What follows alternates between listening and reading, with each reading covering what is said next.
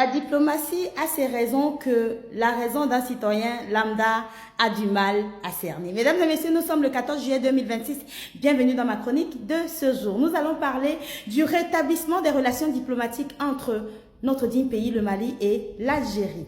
Beaucoup d'Africains, notamment beaucoup de Maliens, se sont réveillés il y a 4 jours avec cette information. Et beaucoup l'ont eu mauvaise, je vous l'avoue, avec tout ce que nous venons de subir. Parce que vous le savez tous, ce n'est plus à raconter. Hier, notre pays, nous avons aidé l'Algérie à se défaire de son allié d'aujourd'hui, la France. C'est-à-dire que lorsqu'il y a eu la guerre d'Algérie et que la France était en train d'agresser l'Algérie, le Mali était la base arrière. Et nous n'avons pas compris comment, lorsque les terreaux ont déferlé au nord du Mali, l'Algérie a été celui-là qui a accueilli ces terreaux pour pouvoir mettre à mal notre pays et partitionner notre pays. Et donc, quand on a décidé de reprendre le dessus, notre digne fils Assimi Goïta arrive au pouvoir, nous avons vu une Algérie qui était des dirigeants algériens qui sont devenus acerbes, qui sont devenus méchants, qui sont devenus injurieux vis-à-vis de notre terre. Du fait que nous avons décidé de faire de l'AIS notre lumière et que cette nouvelle jeunesse africaine noire ne veut plus d'humiliation, ne veut plus être méprisée et souhaite que les autorités répondent du tic au tac, parce qu'avec les démocratiquement élus, nous avons, partout où nous sommes, on peut tout nous faire, il n'y a personne qui va lever un seul doigt. Quand nous voyons la force que nos autorités ont vis-à-vis, notamment des pays occidentaux, on se dit qu'effectivement, c'est ce que nous attendions, notamment du côté du Burkina Faso, qui a répondu clairement à l'Union européenne, mais surtout a rompu ses relations diplomatiques avec la France. Nous attendons à ce que lorsque nous sommes mal, qu'on nous soutienne. Donc c'est tout à fait normal et légitime que lorsqu'on se réveille, il y a 4 jours, on voit cette information, le Malien lambda se pose des questions, mais à quel moment les tractations ont eu lieu et pourquoi nous n'avons pas été associés? Donc, je demande déjà à nos frères et sœurs africains et maliens qui sont mécontents de se dire qu'ils savent la puissance, mais surtout l'intelligence de nos autorités. Moi, je dis et je maintiens. Moi, aujourd'hui, quand quelqu'un m'a montré son mauvais visage et que j'ai vu ce mauvais visage, je n'ouvre pas la porte, c'est sûr et certain, dans ma vie personnelle, parce que je sais que ce qu'il a commencé va finir, parce que c'est dans les gènes. Quand je vais lui ouvrir la porte, il va venir terminer ce qu'il a commencé. Et puis, pardonner pour pardonner, c'est fatigant. L'Afrique a tellement pardonné que nous nous rendons compte que malgré cela, nous sommes le peuple le plus méprisé, même sur notre propre terre. Donc, quand on voit ce que l'Algérie a fait depuis que les terroristes ont déferlé au nord du Mali, que l'Algérie a ouvert la porte aux terroristes, ce sont nos autorités eux-mêmes qui le disent officiellement, et que nous avons vu les attaques qui viennent et que les terreaux viennent d'Algérie. Quand ils se blessent, ils vont se soigner du côté d'Algérie. Nous avons vu à Tinzaouaten les terreaux qui sont venus d'Algérie attaquer nos FAMA et nos partenaires russes. Nous voyons ce qui s'est passé le 1er avril dernier lorsque l'Algérie nous annonce avoir détruit notre drone. Nous voyons ce qui s'est passé le 25 avril dernier avec la mort de notre digne fils Sadio Camara. Nous voyons ce qui vient de se passer du côté d'Anefis où on nous a montré la connivence claire et nette de l'Algérie, notamment à travers un char immatriculé algérien. On se pose tout à fait des questions parce que le peuple qui paye un lourd tribut par rapport à ce terrorisme-là, c'est le peuple malien. Donc il est tout à fait légitime qu'il se réveille en colère en se disant mais à quel moment est-ce que le drone va être remboursé? Parce que c'était la condition sine qua non, parce que ces drones-là sont achetés avec l'argent des Maliens lambda. Donc je suis ici pour vous donner juste une petite analyse et dire à mes frères et sœurs maliens qui sont mécontents de faire confiance à nos autorités. C'est tout à fait normal et légitime. À un moment donné, il va bien falloir que nous rétablissions les relations parce qu'on a mis 300 km de frontières à partager avec l'Algérie. Mais je peux vous dire, ça je le dis clairement, nos autorités ne sont pas les démocratiquement élus. Je peux vous dire que ce qui va se passer maintenant, nous allons être respectés, nous serons respectés par l'Algérie. D'ailleurs, le respect a déjà commencé à travers l'ouverture de la frontière. La première personne a décidé d'ouvrir sa frontière après cette tractation, c'est l'Algérie. C'est la preuve que l'Algérie a été, au niveau des négociations, a été celle qui a été mise au tapis. Donc, très clairement, c'est elle qui a décidé de fermer sa frontière et c'est elle qui décide de réouvrir en premier sa frontière. Donc, suivi de nos autorités. Donc, je demande à nos frères et sœurs de faire confiance à nos autorités. Vous savez l'amour que j'ai pour eux. Il y a des moments où il y a des choses que je ne comprends pas, mais c'est pour ça que je vous ai dit que la diplomatie a ses raisons que un citoyen lambda, la raison d'un citoyen lambda a du mal à cerner.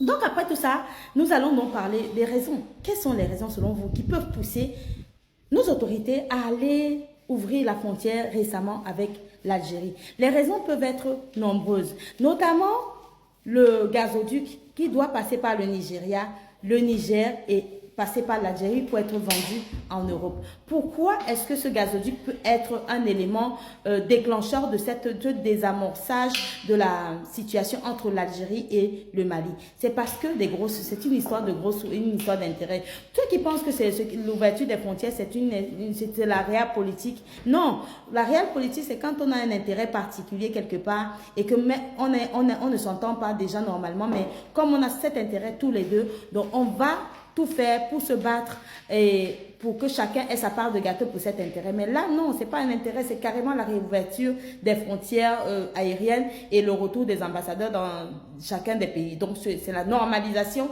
des relations. Donc, pour normaliser les relations, les gens se posent des questions, mais est-ce qu'on va nous rembourser notre drone? Mais surtout, est-ce que nous allons continuer à être comme la relation sera comme avant? La relation entre l'Algérie et le Mali ne sera absolument plus jamais comme avant parce que nous avons vu la connivence de l'Algérie vis-à-vis de notre État et que nous avons vu comment l'Algérie nous a remerciés. Mais nous avons mis 300 km de frontières à sécuriser. Donc, à un moment donné, il va bien falloir qu'on puisse se parler d'une façon ou d'une autre. Mais vous savez, j'ai confiance en nos autorités de ce côté. Donc, pour moi, l'une des raisons, parce qu'il y en a beaucoup, chacun donne ses raisons, mais moi, la première raison, c'est le Niger. Je vous ai dit que le fait que l'Algérie s'est rapprochée du Niger dernièrement, et même aussi du Burkina Faso, en isolant le Mali, on allait coincer l'Algérie à un moment ou à un autre. Parce que l'Algérie a beaucoup d'intérêts, notamment à travers le gazoduc qui doit passer du Nigeria, du Niger, et puis d'Alger pour aller être vendu aux Européens. Et j'ai dit, pendant mon analyse, j'avais dit que il va bien falloir que nous mettions ce gazoduc également à l'épreuve. Parce que notre gazoduc qui passe par le Bénin pour vendre notre pétrole est attaqué tous les jours. Donc celui des Européens qui passera par le Niger, si jamais le nôtre est attaqué, il va bien falloir s'attaquer également à celui-là. Donc ça, c'était juste une petite parenthèse quand je faisais mon analyse. Et je disais qu'à un moment donné, on allait coincer l'Algérie. Donc l'Algérie, pour moi, vient d'être coincée à travers ce gazoduc-là. Donc je me dis que si l'Algérie a décidé de courber les chines devant le Mali, c'est parce que il y a des dossiers importants dont l'Algérie a besoin financièrement, notamment l'un qui est ce gazoduc et d'autres projets miniers du côté du Niger et du Burkina Faso qui font qu'aujourd'hui, l'Algérie décide de normaliser, après quelques jours, là, on a vu encore sa connivence avec les terreaux, normaliser les relations avec le Mali. Donc moi, je me dis que c'est une histoire de gros sous et que le Niger a joué une grosse part dans ce désamorçage et c'est à ça que ça sert l'Alliance des États du Sahel. C'est-à-dire que tu arrives, tu dis que tu veux coopérer avec nous, ok, il n'y a pas de souci, mais à un moment ou à un autre, on va finir par te coincer et pour moi, je pense que le Niger a coincé avec notre allié russe et tout, a coincé l'Algérie et est donc par ricochet à coincer les Européens à travers le gazoduc. Parce que vous savez très bien que ils veulent se passer de l'énergie russe et pour pouvoir se passer de l'énergie russe, ils ont besoin de l'énergie qui vient de l'Afrique et à bon marché. Et l'Algérie est énormément gagnante dans ce gazoduc. Donc pour moi, l'une des raisons, il y en a beaucoup, chacun donne ses raisons, mais moi je voulais juste vous donner celle-là et féliciter le Niger notamment et certainement la Russie derrière. Mais féliciter également nos autorités qui font preuve de pragmatisme. Mais à ces autorités, à nos autorités, je dis comme d'habitude, vigilance, vigilance. Nous sommes aujourd'hui en guerre. Et quand quelqu'un t'a déjà montré son mauvais visage, t'a déjà montré qu'il est capable de tellement de méchanceté vis-à-vis de toi, quand tu lui ouvres ta porte, fais très très attention parce qu'il peut terminer ce qu'il a commencé. Donc cette nouvelle Afrique ne veut plus de mépris et souhaite que nos autorités de l'AIS, en qui nous avons placé notre espoir, répondent à nos aspirations. Donc le peuple malien en colère ou qui n'est pas content de cette décision, on doit comprendre parce que ce peuple est celui qui est beaucoup plus sacrifié par rapport à ces atrocités du terrorisme. Merci beaucoup. Il y a deux pays qui nous tendent la main curieusement ces derniers jours, le Tchad et l'Algérie. Je demande à nos autorités de faire beaucoup attention, de ne pas saisir la main empoisonnée d'Idriss Déby, le président du Tchad, de ne pas saisir la main emprisonnée du président Tebboune. Je ne rentre pas dans l'euphorie. Je ne fais pas confiance au Tchad. Je ne fais pas confiance à l'Algérie. Et je demande à nos autorités de faire beaucoup attention. Ces gens-là, il ne faut pas leur... Je demande à nos autorités de faire beaucoup attention. De ne pas saisir la main d'Idriss Déby, le président du Tchad. Les 3 présidents de l'AES invités au Tchad. Vous ne rêvez pas. Le président Idriss Déby Itno invite les 3 présidents de l'AES. Invite le camarade capitaine Ibrahim Traoré, invite le général Assimi Goïta et le général Abdrahmane Tiani au Tchad. À ces temps difficiles, vous choisissez d'inviter 3 chefs d'État à la fois. Mais il faut inviter les gens de la CEDEAO là. Bon, donnez vos avis en commentaire. Déjà, il faut qu'il invite les gens de la CEDEAO parce que... Il y a quelque chose qui cloche, cette histoire-là, c'est pas clair. Comment tu peux inviter les 3 à la fois? Amis, donnez vos avis en commentaire. Et puis partagez la vidéo. Regardez-moi ce blindé là. Hein? Regardez-moi ce blindé là. Regardez. Ça, c'est le blindé des terroristes. Alors, dites-moi, c'est de ce blindé que je parlais. Dites-moi, comment ce blindé peut rentrer au Mali si les autorités algériennes n'ont pas fermé les yeux? Dites-moi, comment ce blindé peut rentrer au Mali si les autorités algériennes n'ont pas fermé les yeux? On est content de ce qui s'est passé à Nefis. Mais regardons ce que ces trucs-là nous ont causé aussi en perte de vies humaines. On est à peu près une trentaine de soldats, si je ne m'abuse, à peu près 30 soldats contre 2000 terroristes. C'est énorme. Toute guerre, il y a des victimes, ça c'est vrai. Mais regardez ça, regardez ce blindé-là. Comment les terroristes ont mis la monsieur ça? Ça, c'est pas un blindé de l'armée malienne qui a été récupéré par les terroristes. Non, non, non, c'est pas ça. C'est de ça que parlait le général comment on appelle ça, le général Élysée, le chef d'état-major des forces armées. Il dit on a fait exprès parce que chaque fois qu'on va aller au contact avec l'ennemi, il disparaît. Donc on a fait semblant de perdre Kidal, permettre à l'ennemi de faire sortir ses moyens pour venir. Ils sont galvanisés, ils vont venir contre nous maintenant à Nefis. C'est ce qui a expliqué la bataille d'Anefis parce que c'était la stratégie, c'était la planification de l'état-major des forces armées. Laisser l'ennemi croire qu'il a l'avantage. Il va faire sortir ses armes, ses gros moyens pour prétendre récupérer Anefis. Et c'est là qu'ils sont tombés dans le piège. Et c'est là que Agali, d'après ce qu'on a entendu, il a pris une balle, il est mort, il est vivant, je ne sais pas. Anefis n'est pas tombé et surtout était loin de tomber. En réalité, la situation à Anefis, c'est grandement amélioré. Il y a eu effectivement un moment où les terreaux ont entouré, encerclé Anefis. Petit rappel, depuis le 4 ou 5 juillet, il y a eu une attaque d'envergure sur différents fronts par les terreaux. Donc il y a eu 4 grosses villes qui ont été attaquées. Et donc Anefis, le camp militaire d'Anefis, était encerclé pendant une courte période seulement, sauf que bien sûr on sait qu'il y a une amplification de l'information pour montrer une défaite de certains et une victoire d'autres. Ce qu'il en est, c'est ce qu'il faut toujours attendre quelques jours avant de voir réellement la situation et comprendre ce qui se passe. Donc en réalité ce qui se passe, c'est que Anefis a tenu, le camp militaire n'est pas tombé, les terreaux qui ont encerclés en soi, n'ont réellement pas encerclé le camp, mais se sont mis, on va dire, à quelques distances du camp pour lancer des roquettes ou de l'artillerie léger. Qu'est-ce qu'on peut dire? Depuis quelques jours, donc depuis le 11-12 juillet, on voit énormément de personnel militaire de l'armée malienne et des supplétifs de l'Africa Corps qui sortent du camp d'Anefis pour sillonner bien sûr les alentours du camp, mais aussi le centre-ville, pour montrer leur présence et indiquer justement aux médias qui nous donnaient des informations un peu biaisées ou surtout beaucoup plus mensongères, pour montrer que finalement la ville est sous contrôle et que en fait ils sont prêts à accueillir les ravitaillements qui venaient de Gao. Donc qu'est-ce qu'on peut dire? Que finalement l'armée malienne et les supplétifs ont résisté et ont infligé une lourde défaite sur les quatre différentes grandes villes attaquées, ont infligé énormément de pertes au Tero. J'ai une vidéo que je prépare pour vous montrer justement en fait lister un peu le nombre de Tero. C'est énorme. Et puis je pense qu'ils se sont mis dans une marche à l'avant, soit ils gagnent, soit ils perdent.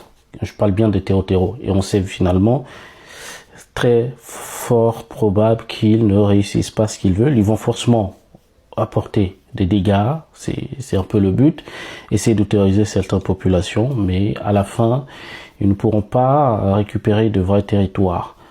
À voir maintenant juste comment l'armée malienne va limiter ce problème.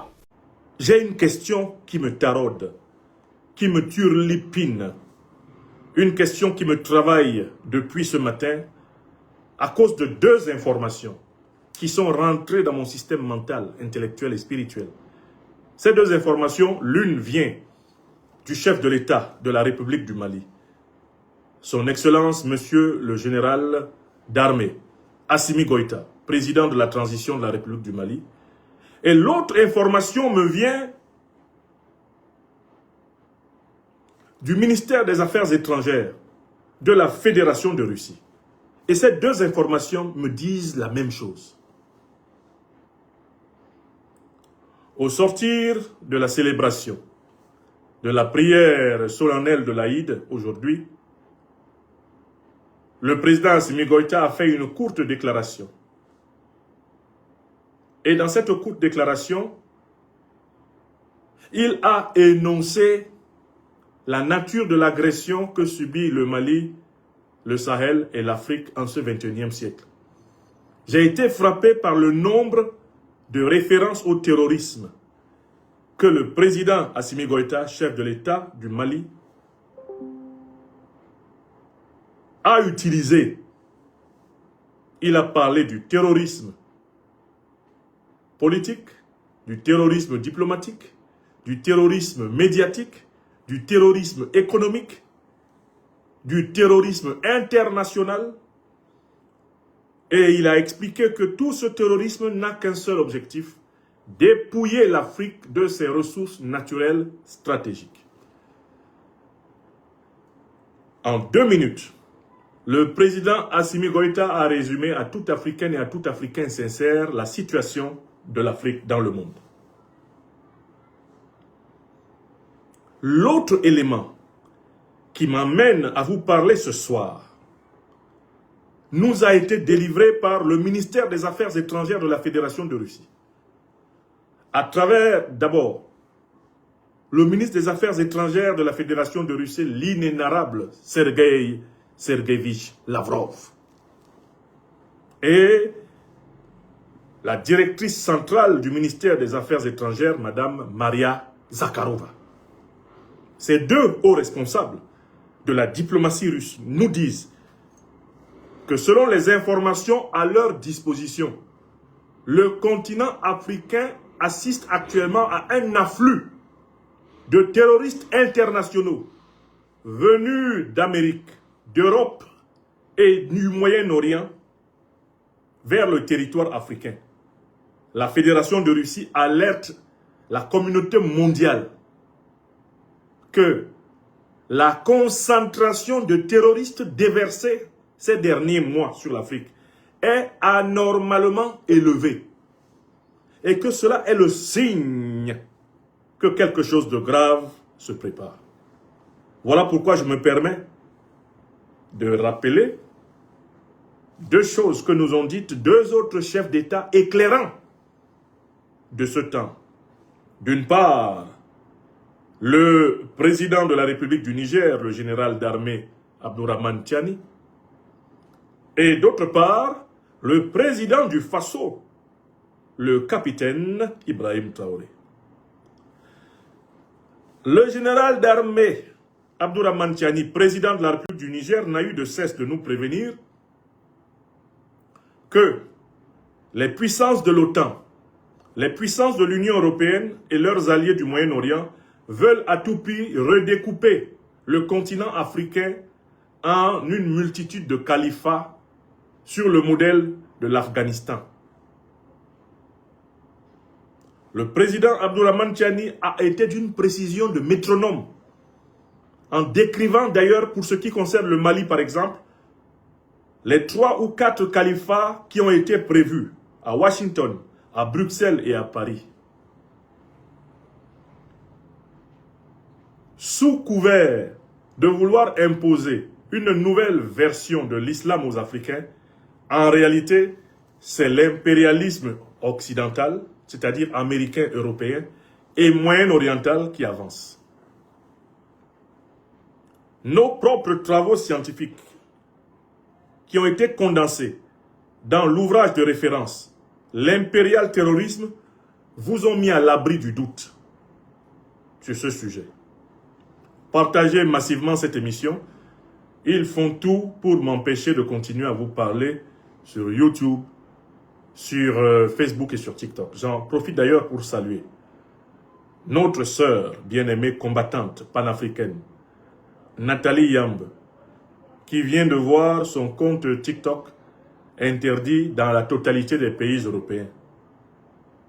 Précisément parce que le festival des vérités crues qu'elle déverse pour éveiller et libérer les consciences populaires européennes ne plaît pas aux voyous, aux grands criminels qui aujourd'hui dirigent l'oligarchie occidentale. Force et courage à toi, chère camarade Nathalie Yamb. Ils ne pourront pas éteindre la lumière. Ils ne pourront pas mettre un terme à ce temps du Verseau. Ils ne pourront pas empêcher le Tembninien de nos ancêtres Bassa-Bantou. Tenons bon et face à l'adversité, redoublons de génie, de résilience et rebondissons par tous les moyens possibles afin que la lumière partout jaillisse. Je reviens à mon propos. Le président Abdourahmane Tiani a expliqué en long et en large les plans de l'OTAN, les plans de l'Union européenne et les plans de la junte néocolonialiste et terroriste française de Macron contre la sous-région d'Afrique subsaharienne. Il y a un homme qui, quant à lui, a utilisé une métaphore qui sera à jamais gravée dans nos mémoires pour décrire ce qui se prépare. C'est le président du Faso, son Excellence, le capitaine Ibrahim Traoré. Il a dit que nous allions entrer dans l'hiver noir. Qu'est-ce que c'est que l'hiver noir? C'est une immense attaque coordonnée par les grandes puissances occidentales et moyen-orientales avec leurs sous-fifres, leurs valets, leurs nègres de maison locaux pour tenter de resoumettre l'Afrique à l'ordre hégémonique occidental et moyen-oriental, comme cela a été le cas ces 600 dernières années. Les faits dont je suis en train de vous parler sont très graves. La Fédération de Russie a documenté statistiquement une augmentation de plus de 200% du nombre de personnes, donc de mercenaires, financés, armés, médiatisés, organisés, structurés, encadrés par des instructeurs occidentaux, européens, français, ukrainiens, pour combattre l'Afrique.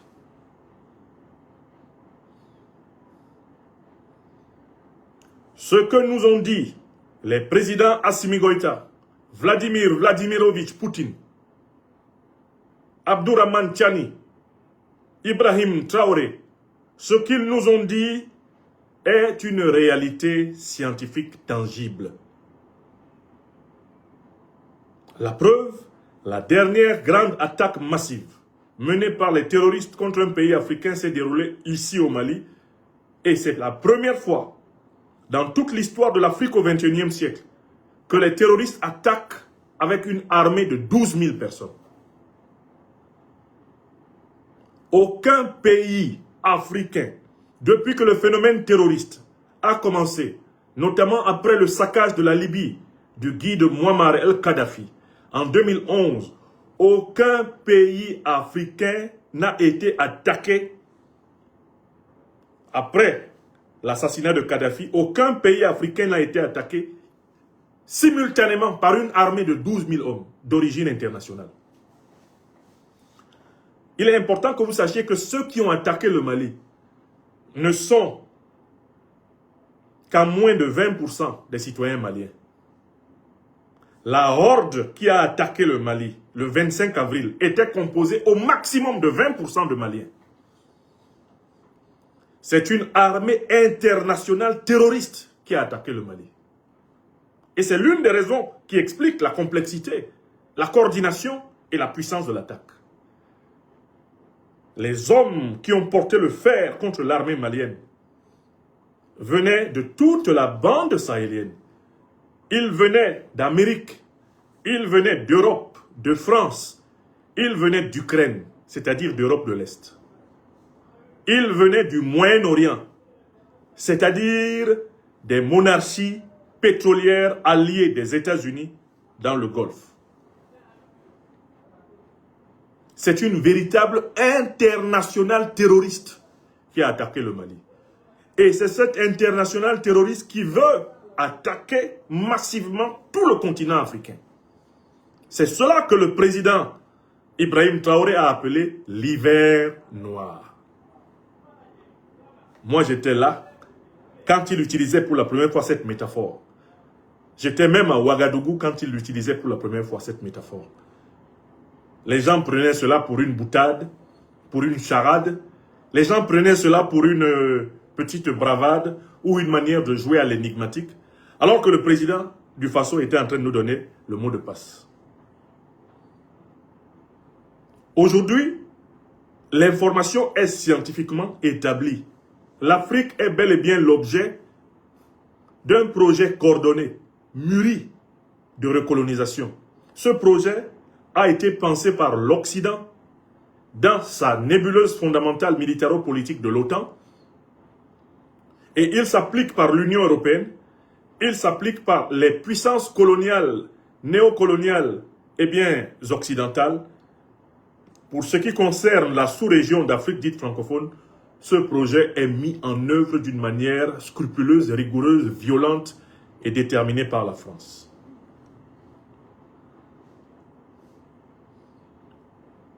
Est-ce que vous mesurez la gravité du moment que nous sommes en train de vivre? Est-ce que vous vous rendez compte de ce dans quoi nous sommes? Nos parents et nos grands-parents, voire nos arrière-grands-parents ont connu la colonisation. Ils nous l'ont raconté. Nous qui sommes nés dans les années 70, nous n'avons pas connu la colonisation. Nous l'avons reçue par les témoignages de nos parents. Nous l'avons aussi reçue sous forme de traumatisme. Car en fait, les traumatismes vécus par les générations précédentes se transmettent dans la psychologie des générations suivantes. C'est un fait scientifique établi. Mais là, ce à quoi nous assistons, c'est que ce qu'on a fait il y a 600 ans à nos ancêtres, les capturer et les amener comme des marchandises en Europe et en Amérique, ce qu'on a fait à nos ancêtres il y a 300 ans, venir sur notre continent natal, soumettre des hommes à l'esclavage, les mettre au travail pour enrichir l'Amérique et enrichir l'Europe et le Moyen-Orient, on veut absolument nous imposer le même schéma au XXIe siècle. Nous qui sommes vivants sur la terre des hommes au XXIe siècle et qui sommes africains, nous sommes littéralement braqués par l'Amérique. Nous sommes braqués par l'Europe. Nous sommes braqués par la France qui nous disent « Vous nous donnez vos matières premières à nos conditions où nous vous faisons la peau. » Nous sommes braqués par le Moyen-Orient, braqués par l'Europe, braqués par la France, braqués par l'Amérique qui nous disent « Vous nous donnez vos matières premières aux conditions que nous voulons où nous vous faisons la peau. » C'est ça le langage. D'ailleurs, Donald Trump a utilisé ce langage de manière très intéressante contre le sultanat d'Oman. Le sultanat d'Oman qui vient de passer un accord commercial privilégié avec la République d'Iran. Donald Trump a dit, si le sultanat d'Oman ne se comporte pas correctement, nous allons les bombarder. Et c'est ce qu'il a dit au Venezuela pour attaquer le Venezuela. Et c'est ce qu'il dit à Cuba pour attaquer le Cuba. Et c'est pour cela qu'il attaque l'Iran. C'est pour cela qu'ils ont attaqué l'Irak. C'est pour ça qu'ils ont attaqué l'Afghanistan. C'est pour ça qu'ils ont attaqué la Serbie. C'est pour ça qu'ils attaquent la Russie. Si vous ne nous donnez pas vos richesses, nous allons vous faire la guerre. Voilà 5 sources étatiques qui nous donnent la même information. L'Afrique est une cible privilégiée du terrorisme international occidental et moyen-oriental. Et ce n'est pas simplement une cible au sens générique du terme, c'est une cible effective, car l'Occident et le Moyen-Orient sont en train d'augmenter les effectifs militaires, les effectifs terroristes pour nous attaquer. Je ne sais pas comment vous faites pour ne pas vous rendre compte que cette information devrait nous empêcher de dormir des 2 yeux et des 2 oreilles. Qui que nous soyons en tant qu'Africains dans le monde. Et l'Algérie est prête. L'Algérie n'a pas encore renoncé à Kidal. L'Algérie a eu l'idée de ce que nous avons comme ressources énergétiques à Kidal, à Gao, à Tombouctou. L'Algérie sait que le bassin là, des Taoudéri, là, dans cette région, dans le nord du Mali, l'Algérie sait que le Mali a plus de 100 millions, non, pas 100 millions, à des, comment on dit ça, plus de 200, 300, je peux dire même 500 ans d'exploitation des ressources. Le sous-sol malien va au-delà de 500 ans de ressources. C'est-à-dire qu'on va exploiter même 500 ans après, il y en a encore. Les ressources du Mali, c'est pas comme dans beaucoup de pays, 30 ans, 50 ans, 60 ans, non, non, non. Les ressources du Mali, ça va au-delà de 500 ans. Vous exploitez avec un rythme accéléré, un rythme complet, 24 heures sur 24 pendant 500 ans, ça va rester encore. Beaucoup vont rester encore là. Et l'Algérie a besoin de cette ressource parce que l'Algérie a un train de vie qu'elle ne peut pas se permettre de ne plus avoir. Les militaires algériens sont des vendus, des corrompus. Ils sont tous des milliardaires tapis dans leur petit coin parce qu'ils ont volé les ressources du pays à leur propre profit et à leur famille. Et aujourd'hui, ils ont besoin de maintenir leur train de vie. Ils savent que leurs réserves sont déjà à miettes et ils ont besoin du Mali. Et quand le président tchadien vient et puis tend la main, c'est quelle main tendue ça? Moi, je demande à nos autorités de les gens, même pas, on a compris. Merci beaucoup. Et puis avoir un ministre représenté là, c'est tout. Il faut qu'on comprenne bien cette réalité parce que on s'amuse avec ça, c'est pas bon pour nous. Maragakungo et Farabougou. Dans un communiqué de la Direction de l'information et des relations publiques des armées d'IRPA, ces interventions ont permis... Alors, regardez-moi ça. Regardez-moi ces blindés là. Ça, ce sont les blindés que les terroristes ont utilisés contre nos forces de défense et de sécurité. Ça, ce sont les blindés des terroristes. Alors, est-ce que l'état-major a été ingénieux?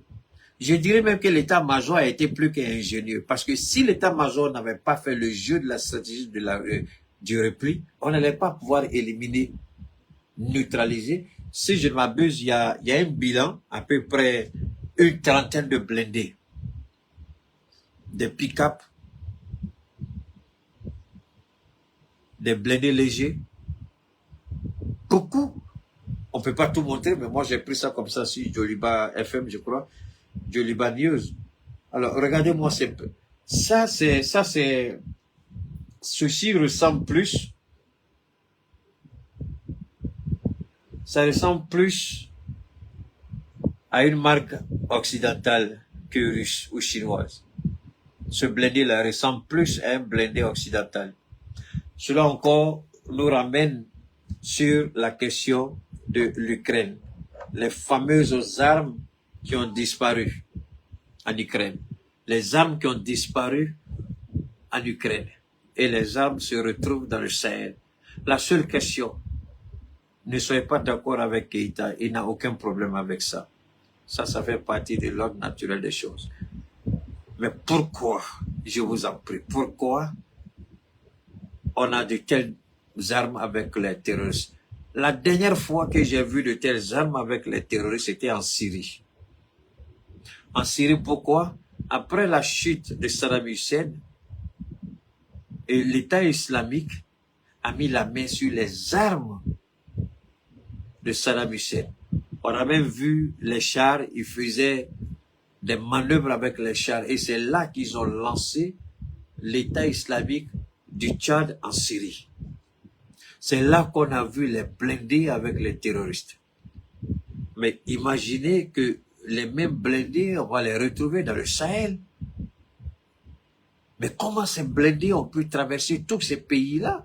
Parce que ces blindés-là ont été remorqués dans des bateaux. Dans quel pays? Mais le général va aller plus loin. Il va dire, il y a des pays voisins qui sont responsables de tout ça. Ils avaient ces armes, mais ils attendaient le bon moment. Et comme le renseignement travaille de façon extraordinaire dans nos pays de l'AES, le renseignement, nos hommes savaient que ces terroristes-là avaient reçu des armes lourdes. Prétendent avoir perdu Kidal, autant pour moi, permettre à l'ennemi d'entrer avec ces armes lourdes. Maintenant, ces armes-là, est-ce que tu peux aller, ça où? Qu'il y a un drone sur ta tête, tu as un hélicoptère, ou même les avions les Sukhoi que je vous ai montré, tu vois, ils vont te pulvériser. Donc, ils sont sortis avec les armes lourdes. Est-ce c'est tout? Non. Mais une grande partie est sortie. Comme le général va le dire lui-même, ils auront du temps pour se reconstituer. Dire qu'on ne sera plus attaqué, c'est faux. On sera attaqué. Mais il faut les affaiblir jusqu'au point où ils vont bannir même l'idée un jour de prétendre encore revenir attaquer le Mali. Et ils savent que c'est fini. Ils ne pourront plus venir dire on va prendre et puis on va rester. Parce qu'ils ont perdu beaucoup. Nous-mêmes, là, les informations qu'on donne, je peux dire ce sont des informations même qui sont parsemées. C'est pas on n'a pas la totalité de la vérité du terrain. C'est-à-dire que il y a eu plus de pertes, plus de dégâts du côté de l'ennemi que nous-mêmes peut-être on n'a pas identifié toutes les pertes du côté de l'ennemi. Donc c'est une fierté pour nous, c'est un honneur pour nous, c'est une grâce pour nous, c'est vraiment quelque chose d'exceptionnel pour nous. Depuis que le terrorisme existe dans le Sahel, ils n'ont pas subi autant de pertes. On a vu Moura c'est petit à côté de ça. On a vu Burkina c'est petit à côté de ça. Burkina a fait 400, Moura c'est à peu près 300 ou 200. Mais ici, on ne voit pas de 2000 et des blindés. Au Burkina, il n'y avait pas de blindés. Moura, il n'y avait pas de blindés. Donc, c'est ça.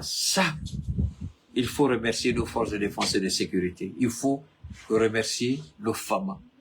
Et demander au Premier ministre de l'AES, tous les trois, qu'ils aient... On ne va pas leur obliger, on va pas leur demander pardon, on ne va pas les obliger. Mais je souhaiterais que les premiers ministres de l'AES commencent sérieusement à réfléchir sur la stratégie de la communication. Et pour le moment, si vous voulez supprimer même le ministère de la communication, jusqu'à ce que eux-mêmes ils déterminent ce que doit être la communication et choisir quelqu'un qui comprend ces enjeux-là.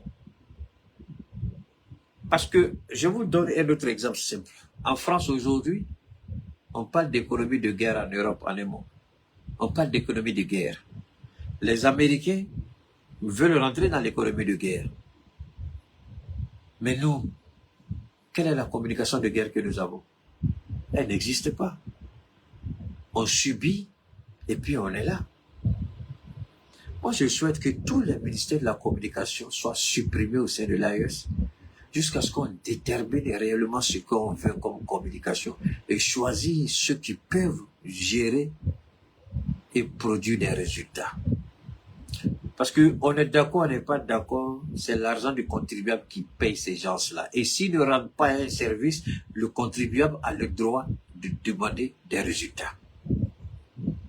Et je demande à nos premiers ministres de mettre de côté certaines considérations et d'exiger des résultats dans des départements stratégiques tels que la communication. La communication en Afrique, elle est un peu bafouée, mais c'est une erreur grave.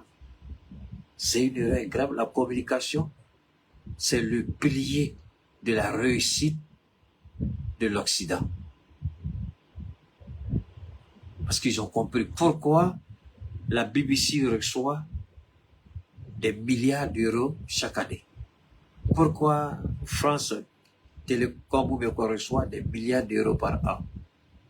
Pourquoi aux États-Unis, CNN, BBC, tout ce que vous reçoivent des milliards de dollars par an. Et chez nous ici, on s'amuse avec la communication. C'est comme ça. Nous avons nos limites en tant qu'acteurs des réseaux. Nous avons nos limites. L'État ne peut rien nous imposer. Mais l'État peut imposer à ses employés. Quand je dis l'État ne peut rien nous imposer, parce qu'on ne travaille pas pour l'État et l'État ne nous paye pas. Donc l'État ne peut rien nous imposer, rien nous demander. On le fait parce que c'est le patriotisme. Mais par contre, l'État peut demander et imposer des résultats à ses employés dans nos maisons de télévision. Il faut qu'on arrête et il faut qu'on passe aux choses sérieuses. Parce que les soldats ont besoin de ça sur le terrain. Vous ne faites pas la connexion, monsieur le Premier ministre, mais tout est lié. Tout est lié. Pour qu'on soit dans les capitales, s'habiller comme on veut, on va en boîte, on s'assoit, on boit notre thé. C'est parce que quelqu'un meurt au front pour nous. Mais est-ce que c'est compliqué pour qu'un journaliste sache faire correctement son travail? Il n'est pas à la hauteur, Salam Fatia. Il faut aller ailleurs. À quelle heure même? Si des gens meurent au front, pourquoi on va permettre à d'autres de ne pas être à la hauteur? Pourquoi on encourage l'incompétence? Pourquoi on se tait sur le mutisme de nos journalistes d'État? Merci aux FAMA, merci aux forces armées, propre rétablissement aux blessés et que ceux qui nous ont quittés dans ces circonstances douloureuses, qu'ils trouvent devant la face de l'Éternel la grâce du pardon et qu'ils trouvent le repos éternel auprès de Allah. Peu importe qu'ils soient chrétiens, musulmans ou même animistes, que Dieu leur accorde sa grâce. C'est un devoir pour nous de nous battre. Mais je le dis, l'État ne peut rien nous imposer parce qu'on ne travaille pas pour l'État. La seule chose que l'État peut nous imposer, c'est de respecter la loi. Ça s'arrête là. Mais comment on doit parler, comment on doit faire, quand on doit sortir, l'État ne peut pas nous imposer parce que l'État ne nous paye pas. Mais l'État nous oblige à respecter la loi. C'est la seule chose que l'État attend de nous. Mais par contre, ceux vers qui l'État peut imposer quelque chose, des résultats, c'est ceux que l'État paye dans nos maisons de télévision. Que nos premiers ministres acceptent pour une fois d'appeler les ministres de la communication, à l'exception du Burkina, c'est pas parfait, mais c'est l'exemple le plus épatant, le plus extraordinaire. C'est de demander des résultats. Un ministre qui ne peut pas avoir un résultat, mais il faut le remercier, c'est tout. Pourquoi vous ne pouvez pas travailler sur la base de mission? Chaque 6 mois, chaque 8 mois, vous évaluez. Est-ce que les résultats ont été atteints? Si ce n'est pas atteint, vous le limogez, vous nommez quelqu'un d'autre. Tant que les ministres ne comprendront pas qu'on peut les limoger pour insuffisance de résultats, on n'aura pas de résultats. On veut nous faire, en 2026, ce qu'on a fait à nos parents pendant tout le XXe siècle, jusqu'en 1960-61 au moins. On veut nous refaire ça. On veut nous faire ce qu'on a fait à nos arrière-grands-parents pendant 300 ans. On veut nous maintenir dans le système du XVIe siècle. On veut nous ramener à zéro dedans. On veut imposer aux Africains d'être subalternes partout sur la terre. Subalternes en Amérique, subalternes en Europe, subalternes en Asie, mais aussi subalternes en Afrique. Est-ce que vous comprenez la gravité de ce qui se passe? Il y a de ces Africains et ces Africaines qui ont des pages sur les réseaux sociaux et qui se permettent de répéter le narratif et le justificatif occidental. Alors que les faits statistiques sont là. L'armée internationale terroriste est à nos portes. Elle nous affronte. Elle nous combat. Elle réussit déjà à éliminer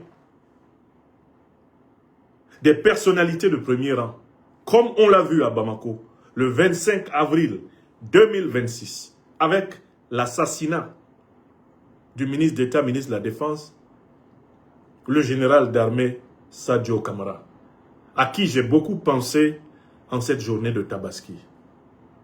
À lui, comme à toute sa famille, je leur dis mon union de prière, mon union d'affection, mon union d'espérance. Que le Tout-Puissant permette que ces êtres-là ne meurent jamais. Alors, j'ai voulu parler de ce sujet, pourquoi? Parce que je voudrais expliquer aux Africaines et aux Africains qui sont encore peut-être en retard. Pourquoi est-ce qu'il y a un afflux de terroristes dans le monde? Alors, j'ai préparé un raisonnement en 3 parties. Pour que vous compreniez pourquoi il y a un afflux de terroristes dans le monde, il y a 3 parties, il y a 3 arguments essentiels que vous devez maîtriser. Le premier élément, c'est quelle est la situation de l'homme dans le monde. Parce que si vous ne savez pas ce que nous, les hommes, on fait sur la terre, vous ne pouvez pas comprendre ce qui se passe. Quelle est la situation de l'homme dans le monde? Toute personne parmi nous qui n'a jamais réfléchi à cette question et qui n'a pas une réponse claire sur la situation de l'homme dans le monde. Qu'est-ce que l'homme fait sur la terre? Qu'est-ce que nous, les humains, nous faisons sur la terre? Si vous n'avez pas une réponse claire à cette question, vous ne pouvez rien comprendre en géopolitique, en géostratégie et en rien d'ailleurs. Deuxième partie, quelle est la situation de l'Afrique dans le monde? Laissons l'homme en général et dans la deuxième partie, on va s'intéresser à la situation de l'Afrique. Qu'est-ce que l'Afrique? Qui sommes-nous, nous les Africains? Qu'est-ce que nous représentons sur cette planète? Si nous ne savons pas ce que nous représentons, nous ne comprendrons pas pourquoi on veut notre peau. Pourquoi on veut que nous disparaissions? Pourquoi tant d'agressions contre nous? Si nous ne pouvons pas comprendre cela, alors il y a quelqu'un qui ne veut pas écouter ma conférence, il s'appelle Ed Capé, je le vire, puisque c'est un imbécile, je le vire de ma page TikTok. Vous n'êtes pas obligé de venir m'écouter. Si ce que je dis ne vous intéresse pas, pourquoi restez-vous là? Dégagez. Hop. Et vous me donnez le nom de toute personne qui ne veut pas écouter la conférence, qui vient là pour chicaner. Moi, je suis en train de parler d'une question de vie ou de mort d'une civilisation entière, d'un continent, d'une humanité. Je ne suis pas là pour faire plaisir à quelques imbéciles. Ed Capé, dégagez. Et donnez-moi le nom de toute autre personne qui est là pour essayer de se comporter comme un nègre de maison. Je vais virer cette personne sans état d'âme. Je ne suis pas en train d'aborder un sujet de plaisanterie. Donc, Ed Capé, déjà dégagé. Vous me trouvez qui d'autre est en train de se comporter de manière canine là, sur mes pages? Je le vire. Vive le créateur de l'option Blocato, Blocadamus, Blocatata, Blocamata, Bloqueto. C'est une bonne option. Mes émissions ne vous intéressent pas? Circulez. Allez voir ailleurs si j'y suis. Bon. Je reviens sur mon sujet parce que j'estime que c'est important que j'en parle. On va donc essayer de savoir quelle est la situation de l'homme en général dans le monde. Ensuite, quelle est la situation de l'Africain, nous les Africains là. Quelle est notre situation sur la Terre? Et enfin, qu'est-ce qui explique le terrorisme anti-africain? La persistance du terrorisme anti-africain. Pourquoi ces gens s'acharnent-ils contre nous? Oui, il faut qu'on comprenne. Parce qu'il y a des gens qui ne savent pas pourquoi on s'acharne contre les Africains. Il y a des gens qui sont là, non, bon, demandons pardon, ça va aller, etc. Non, mais est-ce que vous avez d'abord su? Vous savez d'abord pourquoi on vous en veut? Vous savez d'abord pourquoi on vous en veut? Si vous saviez au moins pourquoi on vous en veut, vous comprendriez pourquoi vous ne pourrez pas bénéficier de la pitié des criminels. Parce que beaucoup d'Africains se promènent encore là sur les réseaux sociaux et sur la terre en espérant que l'Amérique, l'Europe, l'Asie auront pitié d'eux. Un proverbe camerounais dit « Asia is not the help ». La pitié ne sauve pas. Si la pitié ça sauvait, cela se saurait. Nous avons toute l'histoire pour nous montrer que la pitié n'a pas empêché les pires tragédies de l'humanité. Bon, je commence très sérieusement maintenant ma démonstration. Première partie, quelle est la situation de l'homme dans le monde? L'homme est un être vivant qui, sur cette planète, est situé entre deux mondes. Le monde physique, le monde matériel, et le monde métaphysique, le monde spirituel. Ça, c'est le point de départ. Si vous ne savez pas cela, c'est que vous avez un problème d'humanité. Être un être humain, c'est être un être vivant qui participe à deux royaumes. Le royaume du visible, la matière, et le royaume de l'invisible, l'esprit. Exemple de manifestation du royaume du visible. Mon corps, vous pouvez vous tapoter vous-même, hein? Cognez vos dents, la matière. Nous appartenons au monde matériel, comme les atomes, comme les pierres, comme les plantes, comme les autres animaux. Nous sommes faits de matière, nous sommes faits de terre. Mais nous appartenons, nous les humains, aussi à un autre monde, qu'on va appeler le monde de l'esprit. C'est pour ça, par exemple, que nous faisons des rêves. Je peux rêver que je me promène à New York. Je peux rêver que je suis en train de chevaucher sur le dos d'un phacochère. Je peux rêver que quelqu'un me poursuit, je ne sais pas, avec une guitare. Ces faits de rêve dont je viens de vous parler ne se déroulent pas sur le plan physique. La preuve, quand vous vous réveillez, vous ne voyez pas les événements que vous avez vus en rêve. Donc le rêve est la preuve que l'homme participe à un autre monde, qu'on appelle donc le monde mental, le monde de l'esprit. C'est pas compliqué. Si quelqu'un vous dit, est-ce que l'esprit existe? Demandez-lui, est-ce que vous rêvez? S'il dit oui, vous dites voilà. Si vous rêvez, c'est que l'esprit existe. L'esprit, c'est le monde du rêve. Or, nous les humains, les actes que nous posons là, ils sont déterminés par l'un ou l'autre de ces deux mondes. Par exemple, quand nous nous levons pour aller faire pipi, c'est le monde de la matière qui nous dit, si tu t'en vas pas faire pipi là, tu vas te mouiller, hein, c'est ton problème. Hein? Donc la matière nous parle. Quand nous avons par exemple faim, notre corps nous exige de lui donner à manger. N'est-ce pas? Mais nous avons aussi d'autres désirs. Par exemple, le désir d'aimer. Par exemple, le désir d'apprendre. Par exemple, le désir de partager, le désir de comprendre, qui ne sont pas des désirs strictement biologiques ou physiques. On va les appeler des désirs métaphysiques. Donc l'homme, il appartient à ces deux mondes. Je parle toujours de l'homme. Hein. On reste au niveau de l'homme. Je vous fais une petite métaphysique en résumé de l'homme. Maintenant, face à cette double appartenance, le monde de la matière, qu'on peut appeler le monde de la terre, et le monde de l'esprit, qu'on peut appeler le monde du ciel, chaque homme, à chaque instant, prend une décision.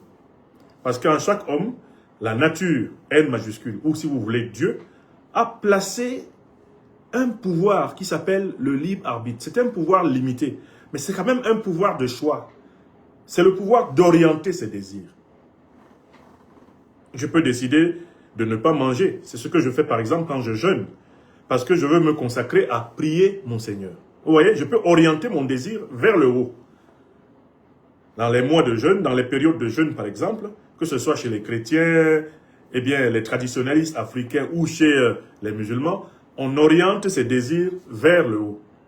On suspend le dictat des désirs de la matière On leur impose la supériorité, la suprématie des désirs du haut. Ok. Mais chaque être humain peut à tout moment décider d'obéir à ce qui est en haut ou d'obéir à ce qui est en bas. Quand un être humain obéit essentiellement à ce qui est en bas, on dit que c'est un homme charnel. C'est un homme charnel. On dit que c'est un homme vulgaire, que c'est un homme grossier. Quelqu'un qui est constamment sous la direction de ses testicules et de son estomac. On dit que c'est un homme charnel, c'est un homme inversé. Quelqu'un qui considère que l'argent est plus important que les gens. Quelqu'un qui considère que l'argent est plus important que les gens. C'est pareil. C'est quelqu'un qui accorde aux valeurs d'en bas plus d'importance que les valeurs d'en haut. Donc en fait, il y a deux sortes d'hommes globalement. Et puis, la plupart d'entre nous, nous sommes entre les deux. Il est difficile de s'éloigner de l'homme charnel, de l'homme ordinaire que nous sommes. Il y a donc ceux qui sont convaincus que le plus important, c'est la vie physique, c'est la vie immédiate, et qui vivent dans ce que René Guénon a appelé le règne de la quantité, qui croient que tout ce que l'homme a à faire, tout ce que l'homme peut faire, c'est ici-bas. Et que l'homme est en réalité une créature de la nature, une créature de la terre ou même de Dieu, peu importe, dont le but est essentiellement la jouissance des quantités terrestres. C'est ce qu'on appelle le matérialisme. Le matérialisme, c'est la conception selon laquelle tout est physique. Toute notre vie, elle commence dans le monde physique et elle finit dans le monde physique. Il y a donc des hommes qui ne vivent que pour satisfaire leur sexe, satisfaire leur ventre, satisfaire, leur désir d'accumulation. Ils ne vivent que pour agrandir la possession des choses physiques. Ça, c'est la première catégorie d'hommes. Et c'est la plus nombreuse. C'est la plus répandue sur la terre. Il y a une deuxième catégorie d'hommes. Ce sont ceux qui se souviennent que tout ce qui existe a probablement été créé, même certainement été créé. Que tout ce qui existe est l'expression d'une intelligence qui nous dépasse. Que nous-mêmes, nous sommes des créatures. Et que, bien que nous soyons dans le monde physique, il y a une autre dimension dont nous sommes faits. Celle qui nous est signalée par le rêve. Celle qui nous est signalée par la pensée. Celle qui nous est signalée par d'autres désirs que les désirs charnels. Alors, cette autre humanité est convaincue qu'il existe un monde métaphysique. On peut parler de l'humanité spiritualiste. Celle qui considère que le monde à partir duquel tout ce qui existe a été créé est plus important que toutes les créatures que nous voyons. Bref, cette humanité rassemble donc les croyants, elle rassemble les mystiques, elle rassemble tous ceux qui sont convaincus de l'existence de la transcendance. C'est l'humanité globalement spiritualiste. Voilà les deux sortes d'hommes qui marchent sur la terre. Les matérialistes, ceux qui disent que tout est ici en bas. Les spiritualistes, ceux qui disent que ce qui est ici en bas n'est rien, le plus important est ce qui est au-delà. Et qu'il faut vivre en se souvenant que tout ce qui existe vient de l'au-delà et y retourne. Et puis maintenant, il y a une troisième catégorie d'hommes qui sont à cheval entre les deux. Et d'ailleurs, c'est le cas, je pense, de l'écrasante majorité aussi des hommes. C'est vraiment un groupe énorme d'hommes qui hésitent entre le dictat de la matière et l'appel de l'esprit. Voilà la situation de l'homme dans le monde. Dans l'absolu, il y a trois sortes d'hommes.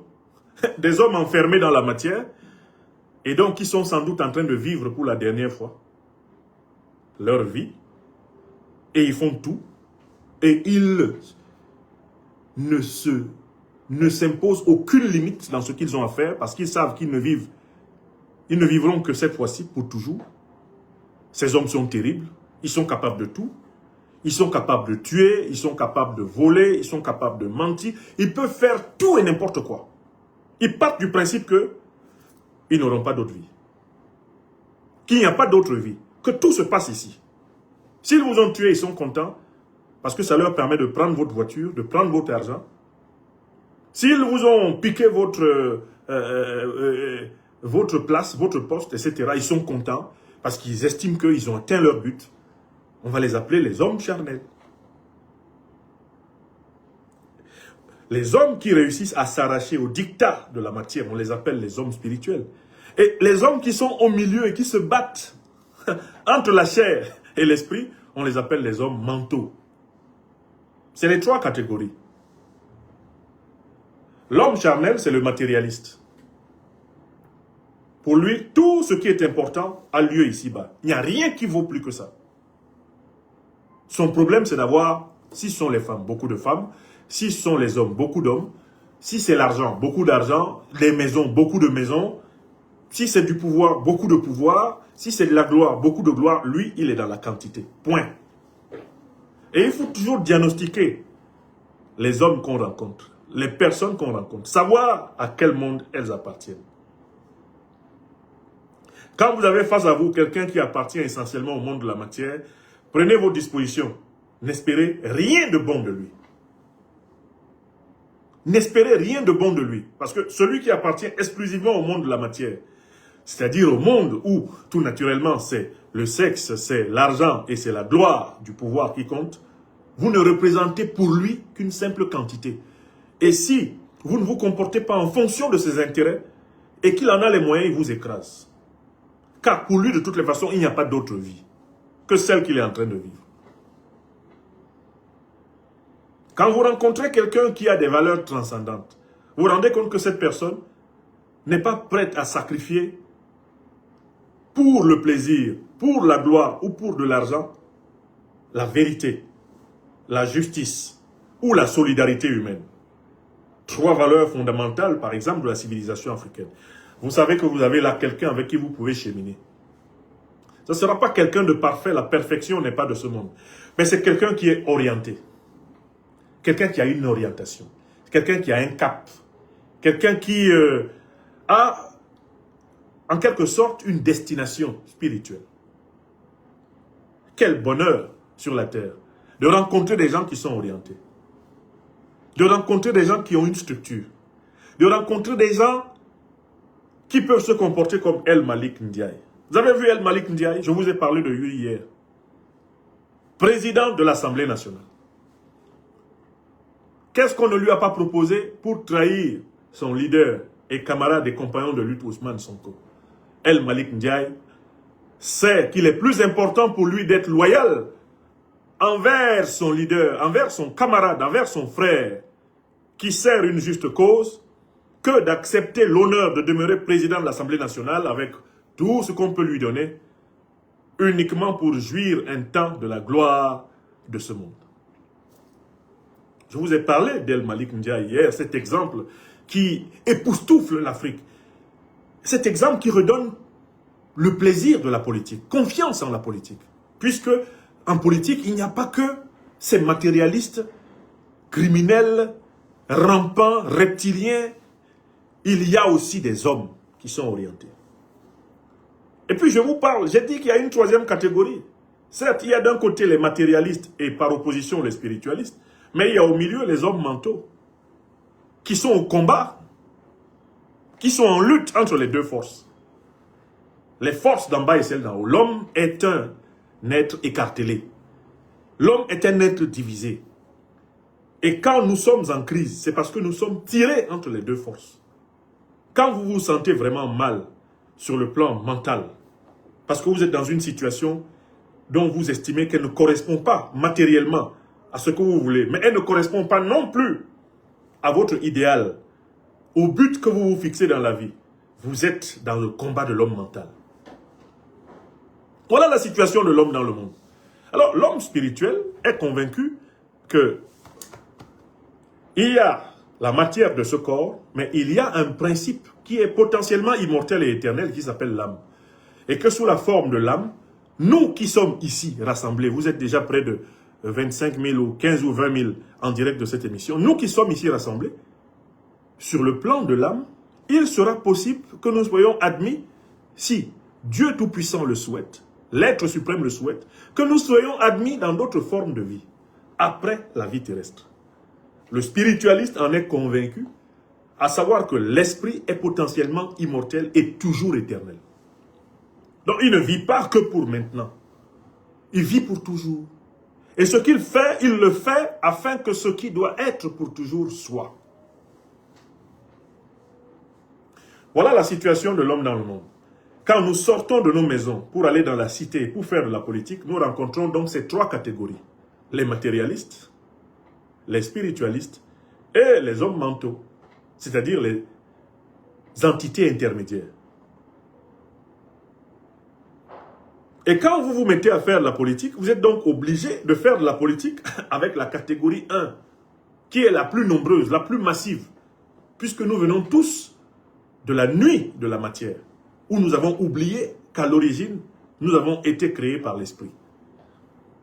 Donc quand vous entrez en politique, vous entrez littéralement dans une arène, dans une fosse aux lions. Vous entrez dans une troupe de loups, parce que la plupart des êtres humains vivent pour le maintenant, vivent pour l'immédiat. La plupart des êtres humains est encore enfermé sur le plan matérialiste, sur le plan physique. Vas-y donc faire la politique avec des gens qui sont complètement enfermés et bouclés sur le plan physique. J'espère que ce que je suis en train de vous dire vous permet de comprendre la situation de certains pays africains. C'est en réfléchissant sur mon pays natal, le Cameroun, que j'ai élaboré la théorie que je vous expose rapidement. Celle de la situation de l'homme dans le monde. Mon hypothèse, c'est qu'un pays comme le Cameroun, c'est parce que l'écrasante majorité des Camerounais sont enfermés dans le monde matériel. C'est ce que j'ai appelé les enclos. Enclos tribal, enclos régional, enclos religieux, enclos sectaires, enclos partisans. Les Camerounais sont bloqués dans les enclos. Voilà pourquoi ils ne peuvent pas faire mouvement vers le haut. Jusqu'ici. Ils ne peuvent pas encore se libérer du pouvoir du bas. Le pouvoir kleptocratique. On peut diagnostiquer des peuples. Hein. Vous voyez, les peuples sahéliens, là, ce sont des peuples qui sont aspirés vers le haut. Hein. Ce sont des peuples qui ont cette capacité à se lever, à se relever. Parce que ce qu'ils ont fait, là, simplement, ces 4 ou 5 dernières années, mais tout le continent les regarde comme des... le continent regarde le Mali, le Burkina Faso et le Niger comme des sorciers, comme des marabouts. Quand vous regardez l'état d'un pays comme le Cameroun, l'état d'un pays comme le Congo-Brazzaville, quand vous regardez l'état d'un pays comme le Congo-RDC, et puis vous regardez le niveau de conscience que les Maliens, les Burkinabés, les Nigériens sont en train de cultiver, vous voyez bien la différence entre un trou et une montagne. Il y a des pays qui sont dans le trou. Il y a des pays même où il y a eu des frémissements. On pensait qu'ils allaient décoller, qu'ils allaient regarder l'état de la République centrafricaine. C'est elle qui avait même commencé à lancer le frémissement. Mais vous voyez, elle est bloquée. Parce que les forces d'en bas, les forces de la pesanteur, les forces grossières des enfers, attirent tout vers le bas. Regardez le Gabon. Regardez l'état du Gabon. Regardez dans quel état ce pays est rendu. Regardez dans quoi on est en train d'amener le Sénégal. Vous voyez comment les forces d'en bas sont en train de tirer le pays vers le bas. Regardez l'état de ce pays. Et vous pourrez appliquer la théorie, ma théorie de la situation de l'homme dans le monde. Alors, je résume la première partie de mon exposé. La situation de l'homme dans le monde est déterminée par sa condition. Soit l'homme est enfermé dans la sphère matérialiste et il est essentiellement un animal plus ou moins intelligent, soit l'homme est en train de s'efforcer de s'émanciper de cette sphère matérialiste par un effort de réflexion et de vision, et il est dans le monde mental, que j'appelle le monde 3, soit l'homme est libéré de l'allégeance à la matière, de l'allégeance aux ténèbres, et il est alors dans le monde spirituel, le monde 2, dans ma classification. Bon, mais ce que j'ai dit là, ce n'est pas valable pour l'Afrique seulement, c'est valable pour l'Europe, c'est valable pour l'Amérique, c'est valable pour l'Asie. Dans tous les continents, les êtres humains sont situés dans l'une ou l'autre de ces 3 sphères. Quand vous regardez objectivement, l'élite qui dirige l'Amérique, l'Europe, l'élite qui dirige l'Asie, l'élite même qui dirige le monde, est-ce qu'à votre avis, cette élite appartient essentiellement au monde de la matière ou est-ce qu'elle appartient essentiellement au monde de l'esprit? Si on regarde toute la Terre, toute l'humanité, on va voir que désormais, ceux qui ont le plus de puissance dans le monde sont des gens qui appartiennent au monde matérialiste. L'Occident, par exemple, est aujourd'hui pris en otage par toute une colonie de crétins. Des crétins, c'est-à-dire des gens qui n'ont aucune culture spirituelle. C'est-à-dire des gens qui ont oublié même que l'homme est de passage sur la terre. Regardez l'attitude de Donald Trump. Un président d'une puissance aussi importante que les États-Unis, qui a un comportement de crétin et qui a des arguments de bistrot. Genre, le détroit d'Ormuz va s'appeler le détroit de Trump. Et puis il a ainsi dit ça. Genre, si le sultanat d'Oman ne se comporte pas bien, on va le bombarder. Genre, moi j'ai des missiles qui sont plus gros que les missiles de Kim Jong-un. Voilà le président des États-Unis. Un crétin de quartier. Un crétin. C'est des gars à qui on ne donnait même pas l'autorisation au quartier de parler quand nous on est assis au damier. Et quand je suis à Bassin en train de jouer au damier, un gars comme ça ne vient pas parler là où nous on est assis. C'est lui qui est président des États-Unis. Rendez-vous compte. Qui gouverne l'Europe? C'est Ursula von der Leyen. Une véritable ennemie de la liberté de pensée, de réflexion. Une véritable ennemie de l'homme. C'est elle qui est la fonctionnaire européenne la plus en vue. Regardez qui est à la tête de la Grande-Bretagne, qui est à la tête de l'Allemagne, qui est à la tête de la France. Des individus qui fonctionnent au cuir nasal. Regardez qui a visité l'île d'Epstein. Regardez qui est à la tête d'Israël. Regardez qui est à la tête de l'Italie. Mais ça fait pitié. Et quand on regarde alors nos pays africains, par quel genre d'hommes ils sont dirigés, vous vous rendez compte qu'en fait, de manière incontestable, la terre est dirigée, elle est dominée par des individus qui sont restés bloqués dans la sphère matérialiste. Le matérialisme est au pouvoir sur la terre. Que ce soit en Afrique, que ce soit en Amérique, que ce soit en Europe ou en Asie, le matérialisme est au pouvoir. Et ceux qui résistent sont ceux qui sont ancrés, ceux qui se souviennent que l'homme vient du monde de l'esprit. C'est-à-dire ceux qui ont une tradition. Toutes les nations qui ont tenté de préserver quelque chose comme la tradition, c'est-à-dire la conscience de l'origine et de la destination spirituelle de l'homme, ce sont ces civilisations qui sont en train de résister. C'est le cas de la Russie, c'est le cas de l'Iran. Oui, ils résistent parce qu'ils se souviennent et ils savent que nous ne sommes pas que des êtres de matière. C'est le cas du Mali. C'est le cas du Burkina Faso et du Niger. Ce sont des nations qui n'ont pas perdu leur conscience de leur identité spirituelle. Ce sont ces nations qui sont en train de résister. Toutes les autres sont couchées. Toutes les nations qui ont perdu leur conscience de leur identité spirituelle, de l'origine spirituelle de l'âme humaine, elles sont couchées sur la terre. Si la France se portait spirituellement bien, Emmanuel Macron aurait déjà été chassé du pouvoir à coups de bâton. Si le peuple français se portait spirituellement bien, s'il n'était pas en pleine défaillance, en pleine dépression spirituelle, un type comme Macron n'aurait jamais été, soi-disant, élu président de la République. Et même s'il avait été élu, il aurait été déposé. Dans mon pays natal, le Cameroun, si nous nous portions collectivement bien sur le plan spirituel, Biya n'aurait pas fait 43 ans là. On a, d'une certaine façon, sur la terre, les dirigeants qu'on mérite. Puisque nous nous permettons de permettre que des gens qui n'ont aucune conscience de l'origine et de la destination spirituelle de l'homme nous commandent. Voilà ce qu'à 19 ans, dans un essai célèbre, Étienne de la Boétie a appelé le discours de la servitude volontaire. C'est pas possible. Comment une telle ribambelle de chrétiens peut commander sur la planète? Parce que moi, par exemple, là, citoyen adoptif de France, je me suis assis comme ça un jour, j'ai regardé Sarkozy. Parce que jusqu'à Chirac, jusqu'à Jacques Chirac, je vous avoue que je pensais toujours que les chefs d'État français avaient souvent une certaine dimension quand même. Une espèce de dimension qui venait du fait qu'ils avaient reçu une éducation à la culture spirituelle. Vraiment, franchement, jusqu'à Chirac, je me disais que, alors que Chirac est une superbe crapule, mais il y avait quand même quelque chose dans un président français, quelque chose de présidentiable, quelque chose de présidentiel. Mais depuis l'arrivée de ce type de Sarkozy, de Nagui Bokcha, j'ai vu arriver à la tête de la France des gens que je n'accepterais même pas comme... Si c'est moi qui devais élire un maire dans ma commune, je ne voterai jamais pour des gens comme ça. Même pas pour une mairie. Même pas pour une mairie de 2000 hommes. Je ne voterai pour Sarkozy. Je ne voterai pour Hollande. Je ne voterai pour Macron.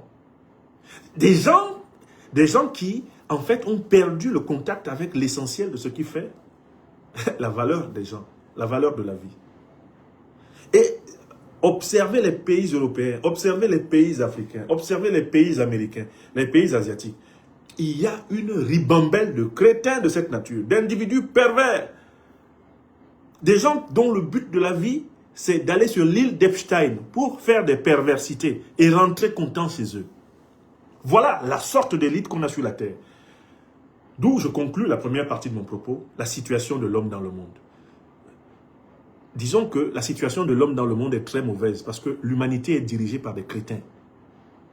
Ce sont les êtres humains les plus inversés. Ce sont les êtres humains les plus grossiers, les plus pervers qui détiennent le pouvoir. La terre est dirigée par les ténèbres, alors qu'elle devrait être dirigée par la lumière.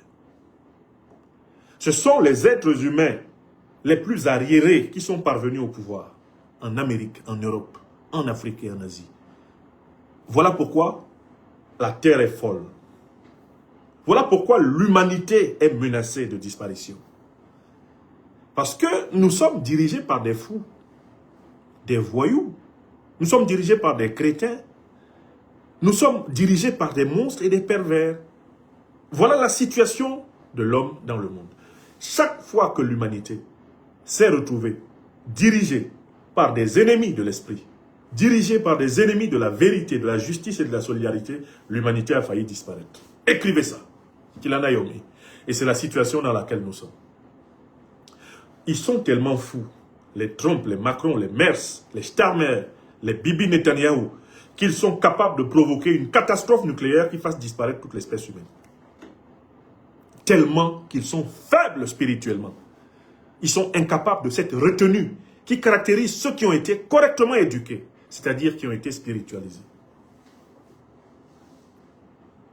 Alors, chacun d'entre nous est mis en demeure de choisir quel homme, quelle femme nous sommes et quel homme, quelle femme nous voulons être. Voulons-nous être, sommes-nous dédiés à la matière? Nous considérons-nous comme des marchandises, comme des choses? C'est la définition, par exemple, que Colbert, ministre du roi Louis XIV, a donné de l'Africain. Est-ce que nous sommes des marchandises? Est-ce que nous voulons être considérés comme des marchandises? Chacun doit décider pour lui-même. L'éducation n'a aucune valeur.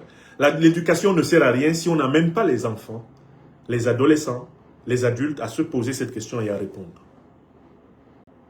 Alors, si nous ne voulons pas être considérés comme des choses, si nous ne voulons pas être considérés comme des objets, si nous ne voulons pas être prisonniers du règne de la quantité, alors nous devons défendre les valeurs de l'esprit, c'est-à-dire la vérité, la justice et la solidarité humaine. Nous devons défendre la Mahat. Si notre existence doit avoir une valeur, si notre existence doit avoir un sens, si notre existence doit avoir une orientation, si notre existence peut incarner une espérance d'appartenir à d'autres formes d'existence, après celle-ci, que nous quitterons par la mort, chemin obligatoire de tous les vivants, alors nous devons refuser de nous soumettre au règne de la quantité. Nous devons refuser.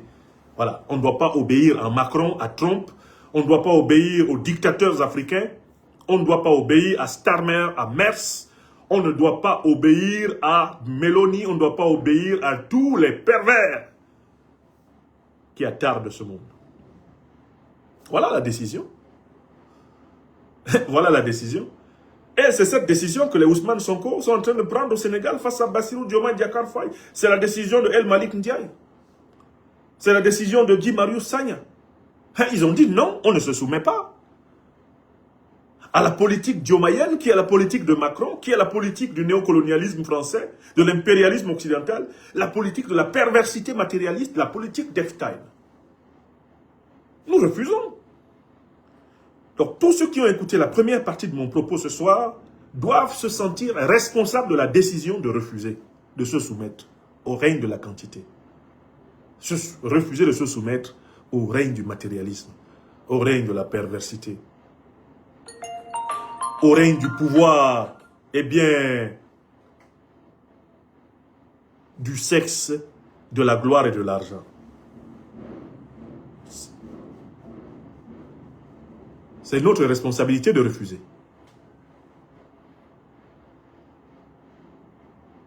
Très bien. Maintenant, deuxième partie.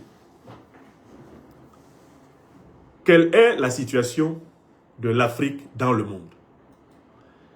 Quelle est la situation de l'Afrique dans le monde? Il faut qu'on réponde à cette question-là.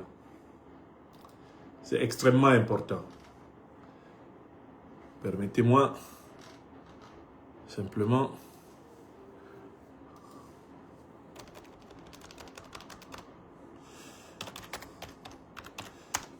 Voilà, très bien. Quelle est la situation de l'Afrique dans le monde? Écoutez, l'Afrique est la première terre de l'humanité. L'Afrique est le berceau de l'humanité.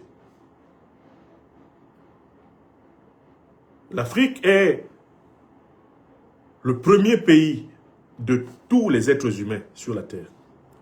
En cela, l'Afrique est donc la terre sacrée et la première terre sainte de tous les hommes. Si les hommes étaient sérieux, ils auraient un respect obséquieux pour l'Afrique. Car c'est ici que Dieu, l'être suprême, l'énergie, le principe, le transcendant, le tout-puissant, c'est ici qu'il a créé l'homme. Chez nous, en Afrique. Si l'humanité se portait bien sur le plan spirituel, toute l'humanité considérerait l'Afrique comme sa première terre de pèlerinage. Mais l'humanité ne se porte pas bien spirituellement. Elle a oublié son origine spirituelle. Si l'humanité était consciente de son origine spirituelle, elle serait consciente que le Tout-Puissant a voulu qu'elle naisse en Afrique. L'Afrique, c'est la terre aînée de toutes les terres. Le continent aîné de tous les continents. L'Afrique est la civilisation aînée de toutes les civilisations. Elle est le berceau de toutes les civilisations. Et ce que je dis là, ce n'est pas une revendication narcissique. Je suis en train de vous donner une information scientifique. Toutes les sciences de la nature, toutes les sciences de l'esprit, toutes les sciences humaines s'accordent à établir que l'humanité a été créée sur notre continent. Que toutes les civilisations que vous voyez, que ce soit en Amérique, en Europe ou en Asie, toutes ces civilisations se sont inspirées à l'origine de la civilisation africaine. Bien sûr, la civilisation africaine aujourd'hui n'est pas la même que celle qu'il y avait il y a 6 000, il y a 7 000, il y a 8 000, il y a 10 000 ans. Les civilisations évoluent, certes, mais quelle que soit l'hypothèse que vous prenez, tout est parti d'Afrique. Le processus qu'on appelle dans la littérature scientifique l'hominisation, ce processus s'est entièrement déroulé en Afrique. C'est-à-dire que sur le sol africain, Dieu a fini de créer l'homme. Il a fini de créer l'homme. L'homme tel qu'on l'appelle dans la science aujourd'hui, c'est Homo sapiens sapiens. Eh bien, Homo sapiens sapiens, il a été formé en Afrique, avant de migrer même sur les autres territoires.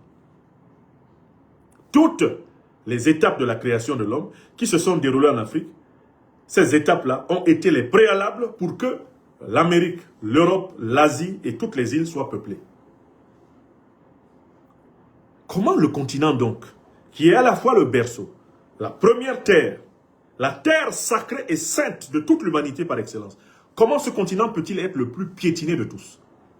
Je salue ici mon frère, le professeur Robert Ducé-Comlan, ministre togolais des Affaires étrangères, qui mène un plaidoyer très intéressant sur la représentation de l'Afrique sur la carte du monde, en montrant comment la carte Mercator est un mensonge sur l'Afrique. La représentation Mercator donne l'impression que l'Afrique a la même taille, par exemple, que le Groenland.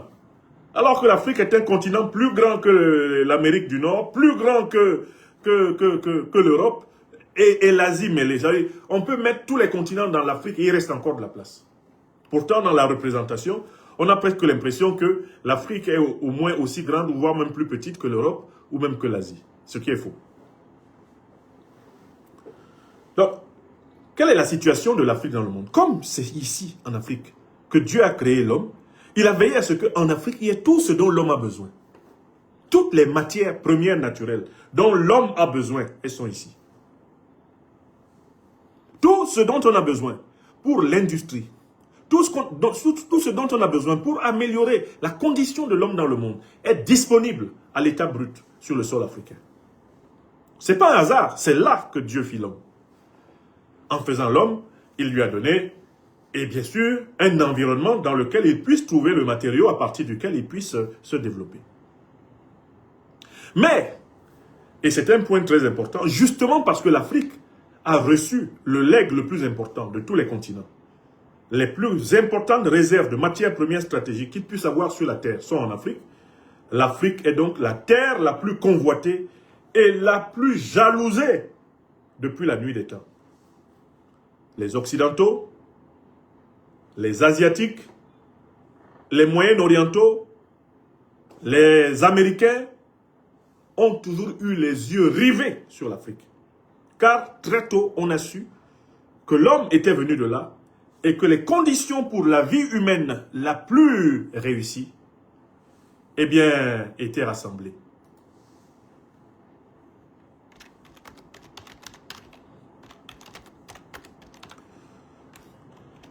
Voilà.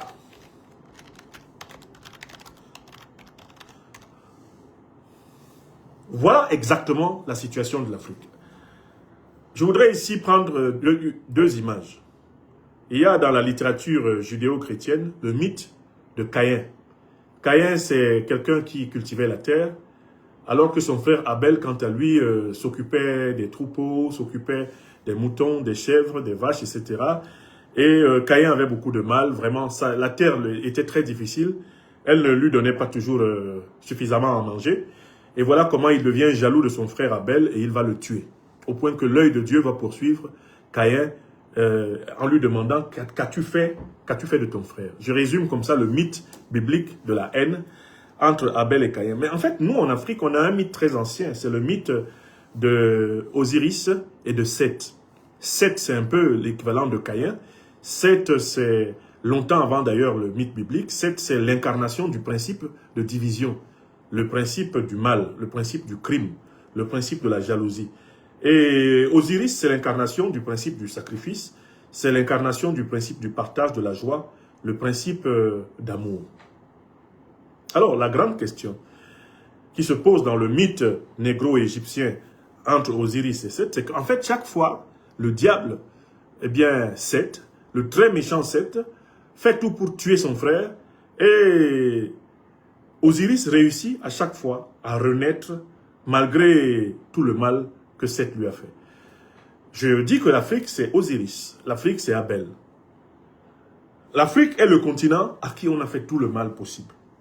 Le continent dépecé, le continent partagé. Vous voyez, on a divisé l'Afrique en 54 États, exactement comme le corps d'Osiris est découpé en 1000 morceaux.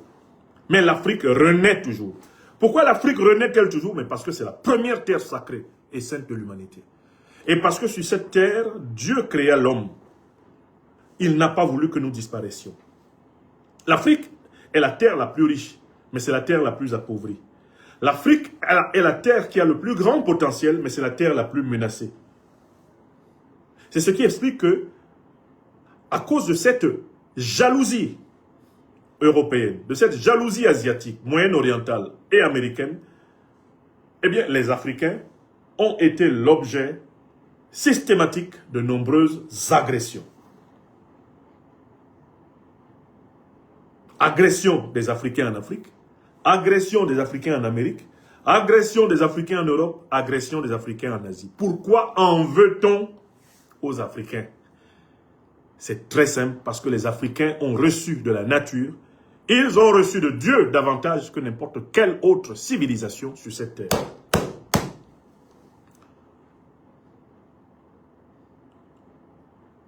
Et donc, la situation de l'Afrique dans le monde, c'est d'être le continent le plus convoité, le continent le plus agressé, le continent le plus assailli, le continent dont les ressortissants sont traqués afin d'être traités en subalterne en Europe, en Amérique, en Asie et même sur leur propre sol, l'Afrique. Les ennemis de l'Afrique sont allés jusqu'à imaginer, avec le Premier ministre raciste d'Afrique du Sud, Forster, une Afrique sans les Africains.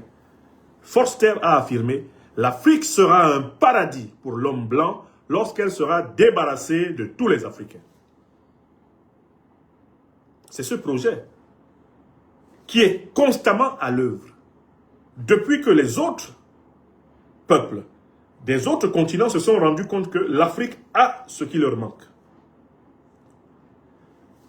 C'est très simple, l'Europe, elle n'a pas d'uranium, elle n'a pas d'or, elle n'a pas de manganèse, elle n'a pas de pétrole, elle n'a pas de gaz, elle n'a pas de coltan, elle n'a pas de lithium, elle n'a pas de café, elle n'a pas de cacao. L'Europe n'a pas de matière première stratégique dans son sous-sol. La partie la plus pauvre de la planète, c'est l'Europe. La partie la plus riche de la planète, c'est l'Afrique. Et il n'y a que deux possibilités pour les Occidentaux d'avoir des richesses. Première possibilité, travailler en bonne intelligence, négocier et commercer en bonne intelligence, en partenariat gagnant-gagnant avec les Africains. Deuxième hypothèse, détruire les Africains et voler leurs richesses. L'Occident choisit la deuxième hypothèse depuis 600 ans. Ils ne veulent pas réfléchir à un mode de coopération qui leur permettrait de vivre quand même, mais en respectant le fait que les richesses des Africains doivent d'abord profiter aux Africains. C'est un véritable problème métaphysique à l'échelle de la Terre. L'Occident se comporte comme si posséder des richesses naturelles est un crime de lèse-majesté. Pour les dirigeants occidentaux, les grands crétins qui dirigent aujourd'hui l'Occident, tout pays de ce monde qui possède des matières premières est en faute par rapport à eux. Donald Trump, Macron, Merz, Ursula von der Leyen, Meloni, Starmer, tout pays de ce monde qui possède des matières premières stratégiques est considéré comme un ennemi de l'Occident. Parce que l'Occident estime que Dieu a été injuste de donner ses richesses à ces pays et non pas à lui. L'Occident a le complexe de Caïn, dont je viens de vous parler. Il veut se venger de ce que Dieu n'a pas bien partagé. Vous savez, même dans la famille, dans la fratrie, quand un enfant estime que le père ou la mère donne plus à tel qu'à lui, ça peut créer des problèmes à celui à qui on donne. Le problème de l'Afrique, paradoxalement, c'est que Dieu lui a trop donné du point de vue de ses autres frères en humanité. On en veut à l'Afrique parce que Dieu lui a trop donné. Regardez la réaction des dirigeants occidentaux quand un pays lointain de leurs frontières décide d'imposer les conditions de commercialisation de ces matières premières. Ils se comportent comme si ce pays était en tort par rapport à eux. C'est-à-dire, par exemple, le Venezuela a son pétrole et Donald Trump se comporte avec le Venezuela comme si le Venezuela devrait lui rendre les comptes. Parce que pourquoi ce pétrole n'appartient-il pas aux États-Unis? Donald Trump découvre que le Niger a de l'uranium. Son problème, c'est mais pourquoi le Niger ne vient pas me rendre compte? Il ne se rend pas compte que nous, on n'en a pas. Et que par définition, avant même qu'il exploite son uranium, il devrait venir nous voir. Regardez ce qu'il a écrit, Donald Trump, dans les accords qu'il a soi-disant organisés entre le Congo, RDC et le Rwanda. Il dit que les richesses naturelles du Congo seront exploitées sous la supervision des États-Unis et en bonne entente avec les partenaires de la sous-région. Safroulaye. Les États-Unis sont là-bas. Le Congo est là-bas. Les États-Unis viennent exploiter les richesses congolaises. Ils les mettent sous leur supervision. Et ce sont eux qui partagent les richesses congolaises au Rwanda et à l'Ouganda. C'est ce qui est écrit dans les accords. C'est ce que Tshisekedi a signé. Et il y a des Congolais qui l'applaudissent et qui trouvent qu'il est très intelligent. Parce que ça lui permet d'envisager un troisième mandat. Quelle honte! Quelle honte! Ça nous renvoie à la fameuse situation de l'homme dans le monde. Mes chers amis, c'est une conversation à bâton rompu que je vous offre. Est-ce que vous vous rendez compte que pour les crapules qui dirigent l'Occident, tout pays de ce monde qui possède des matières premières, des ressources qu'il ne possède pas, est en faute. Il est en faute parce que ces pays souffrent, ces pays occidentaux, souffrent du complexe de Caïn. Caïn, le jaloux, qui détestait Abel parce que ses moutons marchaient mieux, Le complexe de Seth. Seth le jaloux qui déteste Osiris parce que Osiris est le préféré des dieux. Est-ce que vous comprenez dans quoi nous sommes? Je ne comprends pas le degré d'inconscience de certaines Africaines et de certains Africains dans le monde. Surtout ceux d'entre nous qui avons fait des enfants. Est-ce que quelqu'un qui a fait des enfants peut se permettre de faciliter le fait que ses enfants vivent comme des esclaves sur la terre après lui? De participer à un système où ses enfants seront traités comme des marchandises. Est-ce qu'un père aimant, une mère aimante peuvent accepter ce qu'on fait à l'Afrique en étant africain? Non. Si nous aimons nos enfants, et c'est un peu le sens de la chanson qui, je comprends, je m'auto-psychanalyse là un peu aujourd'hui, la chanson qui m'est venue aujourd'hui, la chanson de Chaps, ouvrez vos cœurs pour vos enfants, donnons à nos enfants le meilleur de nous-mêmes, montrons à nos enfants que nous les aimons, assurons-nous que nos enfants se sentent vraiment aimés. C'est extrêmement important pour que par la suite, sans nous, ils soient capables d'affronter la vie. C'est ce que disait Chaps dans une chanson en Bassa que j'ai reprise aujourd'hui, que j'ai publiée sur mes réseaux sociaux, Facebook et YouTube. Gweha mingem minan. Tina mingem minan une bonne bis. Donnons le fond de notre cœur à nos enfants. Qui peut dire qu'il a donné le fond de son cœur à ses enfants alors qu'il a contribué à faciliter leur vie en esclavage, à les laisser esclaves sur la terre? Le Niger est plein d'uranium. C'est un crime du point de vue de Macron. Il faut à tout prix déstabiliser le Niger pour arracher l'uranium nigérien. Vous le voyez tirer son nez là, son nez gratouilleux là. Tout son problème, c'est voler l'uranium nigérien. Donald Trump, lui, de tous ces dirigeants occidentaux, est le plus grossier et finalement, il nous rend plus facilement le service. Avec Donald Trump, l'analyse de la situation n'est pas compliquée parce qu'il avoue tout, ce que les autres essayent de masquer. Il dit que, mais, si le sultanat d'Oman ne se comporte pas comme il faut, nous allons le bombarder. S'il ne nous donne pas son gaz, on va le bombarder. Pour le Venezuela, il l'a dit ouvertement. Le pétrole du Venezuela, c'est pour nous. C'est nous maintenant qui allons le vendre. Et on peut le vendre, si on le veut, aux Chinois et aux Américains, aux Chinois et aux Russes, à notre prix. Carrément. Mais Donald Trump, c'est l'inconscient libéré. Donald Trump est en quelque sorte l'expression de toutes les arrière-pensées que les dirigeants occidentaux cachaient derrière leur narratif trompeur. Donald Trump, c'est l'homme qui s'est désinhibé complètement et qui a vomi, qui a craché à la face du monde l'idéologie criminelle de l'Occident. Et il faut que vous compreniez cela. Le crime de l'Afrique, c'est que la nature l'est dotée de ce qui manque à l'Amérique, ce qui manque à l'Europe et qui manque à l'Asie. Et on transforme donc les Africains en coupables. Coupables d'exister sur une terre qui a des choses que l'Europe n'a pas, que l'Amérique n'a pas, que l'Asie n'a pas, que le Moyen-Orient n'a pas. Ah là là, les coupables. Et on traque les Africains partout sur la terre. On leur fait un statut de subalterne en Amérique, subalterne en Europe, subalterne en Asie, subalterne au Moyen-Orient. Et puis on vient aussi en Afrique maintenant pour vouloir leur imposer un statut de subalterne en Afrique. Que l'Africain soit étranger chez lui en Afrique, c'est le projet de Berlin. Ils se sont permis de diviser l'Afrique en 54 pays. Le but c'était quoi? Nous rendre étrangers chez nous. Quand moi, Malien, je me lève pour aller au Burkina, il faut que je ne sois pas chez moi. Eux, ils ont fait leur fédération. Hein. Vous traversez les États-Unis de New York à San Francisco. Hein. Vous traversez 6 fuseaux horaires. Je ne sais pas combien de fuseaux horaires. Hein. Vous êtes dans le même pays. Mais toi, tu pars de Bamako pour aller en N'Djamena. Tu es bloqué à plusieurs frontières. Et ce sont eux qui ont organisé ça.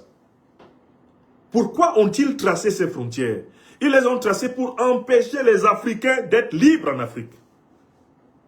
Ils ont tracé les frontières pour que nous soyons prisonniers chez nous.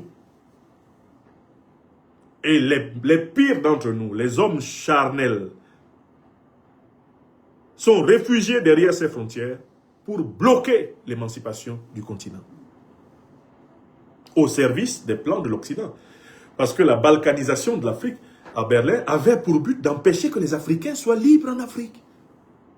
Les frontières que vous voyez là, c'est des barrières, des enclos de prisons qui ont été tracés pour nous. pour que nous, on soit dedans. L'Alliance des États du Sahel l'a compris. Ils sont passés à la confédération. Maintenant, il y a un passeport confédéral. Avec le passeport confédéral, tu vas de Bamako jusqu'à... Tu traverses Ouaga, tu vas à Niamey. À l'aéroport, tu n'as plus besoin de visa, rien. Tu passes. On ne veut pas de ça. On ne veut pas de ça. On ne veut pas que les Africains soient libres en Afrique. Les Africains sont remplis dans les centres de rétention administrative au motif qu'ils n'ont pas de papier. C'est le cas partout. En Europe, en Amérique, on multiplie les lois. L'Italie se défend, l'Espagne se défend, la Suisse ne veut pas des Africains. Ok. Mais en plus, ils organisent l'Afrique de telle façon qu'elle ne veuille plus les Africains. C'est-à-dire que les Africains soient rejetés en Afrique. Et voilà comment on pourchasse des Africains. Partout en Afrique. On les pourchasse en Afrique du Sud. On les pourchasse au Gabon. On les pourchasse, bien sûr, tout naturellement, dans tout le Maghreb. Les Africains pourchassés en Afrique. Normalement, ça doit être une aberration intellectuelle. C'est quelque chose qui, normalement, ne devrait même pas avoir de sens. Mais ils ont réussi à juridiciser cela, à le transformer en système juridique. À savoir que l'Africain est traité comme un sous-homme en Afrique. Par qui? Les Africains. Qui sont au service de qui? Des Occidentaux et des Moyen-Orientaux. Rendez-vous compte que le FMI et la Banque mondiale vont même jusqu'à se mêler des politiques migratoires africaines. De dire aux Africains qui doit mettre la carte de séjour où, contre qui, quels sont les flux migratoires qui doivent être gérés. Ils conditionnalisent leur crédit à ça. La gestion de notre population. Ils font des programmes de vaccination qui sont des programmes de contrôle indirect de la croissance de notre population. Avec la complicité de nos ennemis intérieurs, les hommes matérialistes charnels africains. Alors, je conclus la deuxième partie de cette conférence. La situation de l'Afrique dans le monde, c'est d'être le continent le plus riche, et donc par conséquent le continent le plus convoité, d'être le continent le plus gâté par Dieu Tout-Puissant, par la nature suprême, mais par conséquent d'être le continent le plus attaqué. L'Afrique, c'est Abel, attaqué par Caïn, l'Occident, le Moyen-Orient. L'Afrique, c'est Seth, attaqué, c'est Osiris attaqué par Seth. Retenez ces images. Et n'oubliez pas que je vous ai dit, l'Occident souffre du complexe de Caïn, que je peux encore appeler, en me référant cette fois-ci à la mythologie purement africaine, le complexe de Seth. La jalousie. L'Occident est jaloux de l'Afrique. Parce que l'Occident, normalement, a faim, puisqu'il n'a rien. Et au lieu de demander, poliment, il arrache. Depuis 600 ans. Et il ne veut pas négocier, il veut arracher. Pour les prochaines années encore. Donc, le terrorisme auquel nous avons affaire aujourd'hui en Afrique n'est pas un terrorisme nouveau. Il date notamment de la traite négrière, de la colonisation. La néocolonisation, l'impérialisme et le terrorisme qui se développent aujourd'hui sont une continuité du projet de déposséder les Africains de l'Afrique. L'Afrique sans les Africains. Alors, la question à l'origine de cette émission était la suivante. La question originelle de cette conférence était la suivante. Pourquoi y a-t-il afflux de terroristes en Afrique? Parce que certains pays africains, notamment comme ceux de l'Alliance des États du Sahel, ayant décidé de fermer le robinet du pillage des matières premières de leur territoire, les économies occidentales sont au rouge. C'est notamment le cas de l'économie française. L'économie française, depuis pratiquement 600 ans, a été bâtie sur le pillage de l'Afrique. Dès lors que certains pays africains, et des plus importants, comme le Mali, le Burkina Faso et le Niger, ferment les robinets, la France entre en crise économique profonde. Pourquoi? Parce qu'elle n'a plus la possibilité de s'approprier des matières premières gratuites pour faire fonctionner son industrie. Voilà pourquoi les petites et moyennes entreprises ferment en cascade en France. Voilà pourquoi l'industrie française plonge, parce qu'elle n'est plus approvisionnée. Voilà pourquoi la France connaît ses premiers délestages électriques. Voilà pourquoi la France a maintenant un déficit budgétaire de plus de 3500 milliards d'euros, dont elle ne sait même pas où trouver les moyens pour le boucher. Quand M. Macron vient se moquer des Africains, à Nairobi, en prétendant que la France va mettre 23 milliards d'euros à leur disposition pour les développer, il essaye de cacher le fait que la France est en train de se sous-développer. La France est en déclin. la France est en dégringolade. La misère, la dèche est en train de ramper à Paris. Donc, je reformule la réponse à la question. Pourquoi y a-t-il afflux de terroristes? Il y a afflux de terroristes parce que, comme certains pays africains éveillés ont décidé de mettre fin au pillage de l'Afrique, le manque à gagner en Occident en général, et même au Moyen-Orient, devient de plus en plus important. L'Occident entre donc dans une crise, parce que son modèle de prédation est remis en cause. Face à cette crise, l'Occident a décidé de se donner les moyens de nous livrer une grande guerre. Celle que le président Abdourahmane Tiani a appelée l'hiver noir. Celle dont le président Assimi Goïta a parlé aujourd'hui même, en disant les différents terrorismes qui nous sont infligés et en montrant que ces terrorismes sont interconnectés. Celle dont nous avait parlé le général, le président Abdourahmane Tiani, lorsqu'il indiquait qu'on utilisait un faux islam en réalité pour une recolonisation, ayant pour but de s'approprier nos matières premières. Africaines, Africains qui écoutaient cette conférence, Européennes, Européens, qui que vous soyez qui écoutez cette conférence, vous avez bien compris d'où vient l'augmentation du personnel terroriste. Pourquoi la France multiplie les recrutements, la formation, l'encadrement de terroristes pour attaquer l'Afrique. Vous avez compris. Vous avez compris pourquoi l'Ukraine, qui est un sous-fifre de l'OTAN, multiplie des envois de terroristes en Afrique.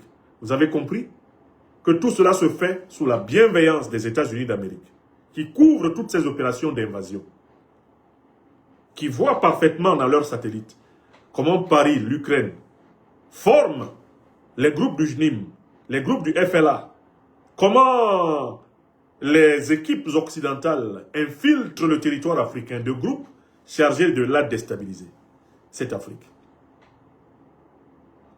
Il faut que ce soit clair pour vous.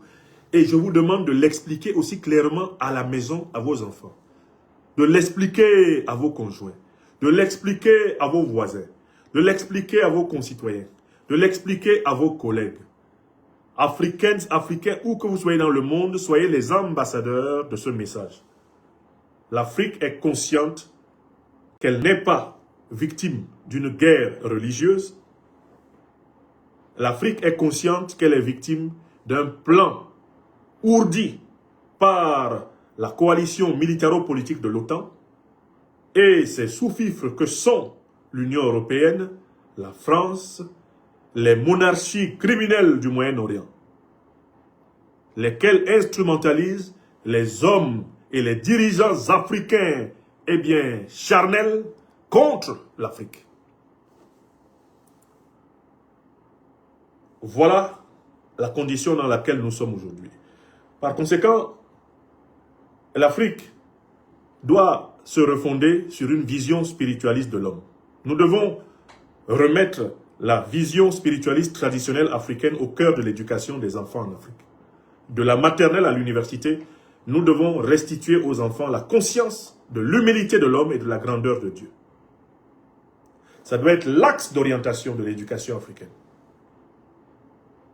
Sortir les générations du règne de la quantité. Les amener vers le règne de la transcendance, de la dignité, de la souveraineté, de la vérité, de la justice, de la solidarité. Le règne des valeurs universelles de l'esprit. Voilà le devoir d'abord de civilisation qui nous incombe. 1. De 2. Nous devons défendre la terre africaine. Si d'une main nous tenons une colombe ou une fleur d'olivier, de l'autre nous devons tenir l'épée. Nous n'avons pas le choix. Nous devons défendre la terre africaine et pour cela, encourager nos dirigeants à investir suffisamment dans l'appareil de défense et de sécurité et dans la formation citoyenne élargie à la défense et la sécurité, c'est-à-dire l'armée populaire africaine. Il faut que les Africaines et les Africains sachent que l'un des devoirs d'hommes ou de femmes sur la terre africaine, c'est de savoir se défendre. Nous avons été suffisamment naïfs et négligents. Nous nous sommes fait surprendre par la traite négrière, surprendre par la colonisation, surprendre par la néocolonisation. nous n'allons pas nous faire surprendre par l'impérial terrorisme. Dieu nous a donné des cerveaux, comme le disait le regretté, eh bien, Toumba Diakité, que je salue. Il nous a donné des cerveaux, c'est pour nous en servir. Il ne nous a pas demandé de les éteindre. Et ça n'a pas commencé par nous tout seuls. Je parodie ainsi l'une des célèbres répliques du regretté Mohamed Toumba. Dieu nous a donné des cerveaux, nous les Africains, les Africaines qui sont là. Il ne nous a pas dit d'arrêter nos cerveaux. Ça n'a pas commencé par nous tout seuls. Nous devons utiliser nos cerveaux pour faire que ce qui nous est arrivé avant, ce qui est arrivé à nos parents ne nous arrive pas et n'arrive pas à nos enfants. C'est à cela que sert le cerveau. C'est à cela que sert l'esprit. L'esprit qui doit dominer la matière. C'est par le travail de la réflexion, de l'action réfléchie. C'est par le travail de la solidarisation, la collectivisation, la mutualisation des intelligences et des moyens que nous allons vaincre ceux qui veulent nous soumettre, puisque nous avons refusé de nous soumettre. Donc, l'appareil de défense et de sécurité doit être au cœur des préoccupations de toute Africaine, de tout Africain. Nous devons contribuer activement à la défense et à la sécurité du territoire africain. Chacun à son niveau et en fonction de ses compétences. Ça, c'est la deuxième conséquence que je tire. Et il y a une troisième conséquence. Il y a une troisième conséquence qui, à mon avis, s'impose. La troisième conséquence qui s'impose, c'est que nous devons essentiellement rechercher des alliances du monde multipolaire, c'est-à-dire des alliances avec des puissances qui ne veulent pas nous soumettre, qui ne nous ont jamais soumis. L'histoire est là pour nous dire quelle puissance ne nous a pas colonisés, quelle puissance ne nous a pas soumis, quelle puissance n'a pas cherché à nous imposer sa langue. Nous les connaissons. C'est avec elles, prioritairement, que nous devons coopérer et opérer dans le monde. Priorité au monde multipolaire. Voilà les trois conséquences de la situation dans laquelle nous sommes. 1. Refonder notre vision spirituelle. Repenser l'éducation de nos enfants afin qu'ils n'oublient pas l'origine et la destinée spirituelle de l'homme. Et qu'ils ne se laissent pas impressionner par le matérialisme rampant et régnant. Deuxièmement, renforcer notre système de défense au point d'aboutir au niveau d'une armée populaire africaine dans chacun de nos pays et dans chacune de nos confédérations et en attendant bien sûr la naissance de la grande fédération africaine continentale. Troisième niveau, privilégier les alliances avec les puissances qui ne nous aliènent pas. Ne plus accepter le chantage de puissances abonnées à des traquenards pour nous aliéner. Ne plus accepter leur chantage. Leur enlever les monopoles que nous leur avons laissés abusivement exploiter. Mettre fin au monopole des puissances criminelles sur le continent. Voilà les trois grands devoirs qui me paraissent ici incontournables, mes chers amis. Je pense que dans ces conditions, j'ai atteint l'objectif que je m'étais donné dans cette conférence. Vous expliquer ma compréhension de la situation de l'homme dans le monde, ma compréhension de la situation de l'Afrique dans le monde et ma compréhension de la sortie de cet hiver noir par les trois axes de l'éducation spirituelle, de la défense et de la maîtrise de la haute technologie et de la coopération multipolaire. Mes chers amis, je vous remercie.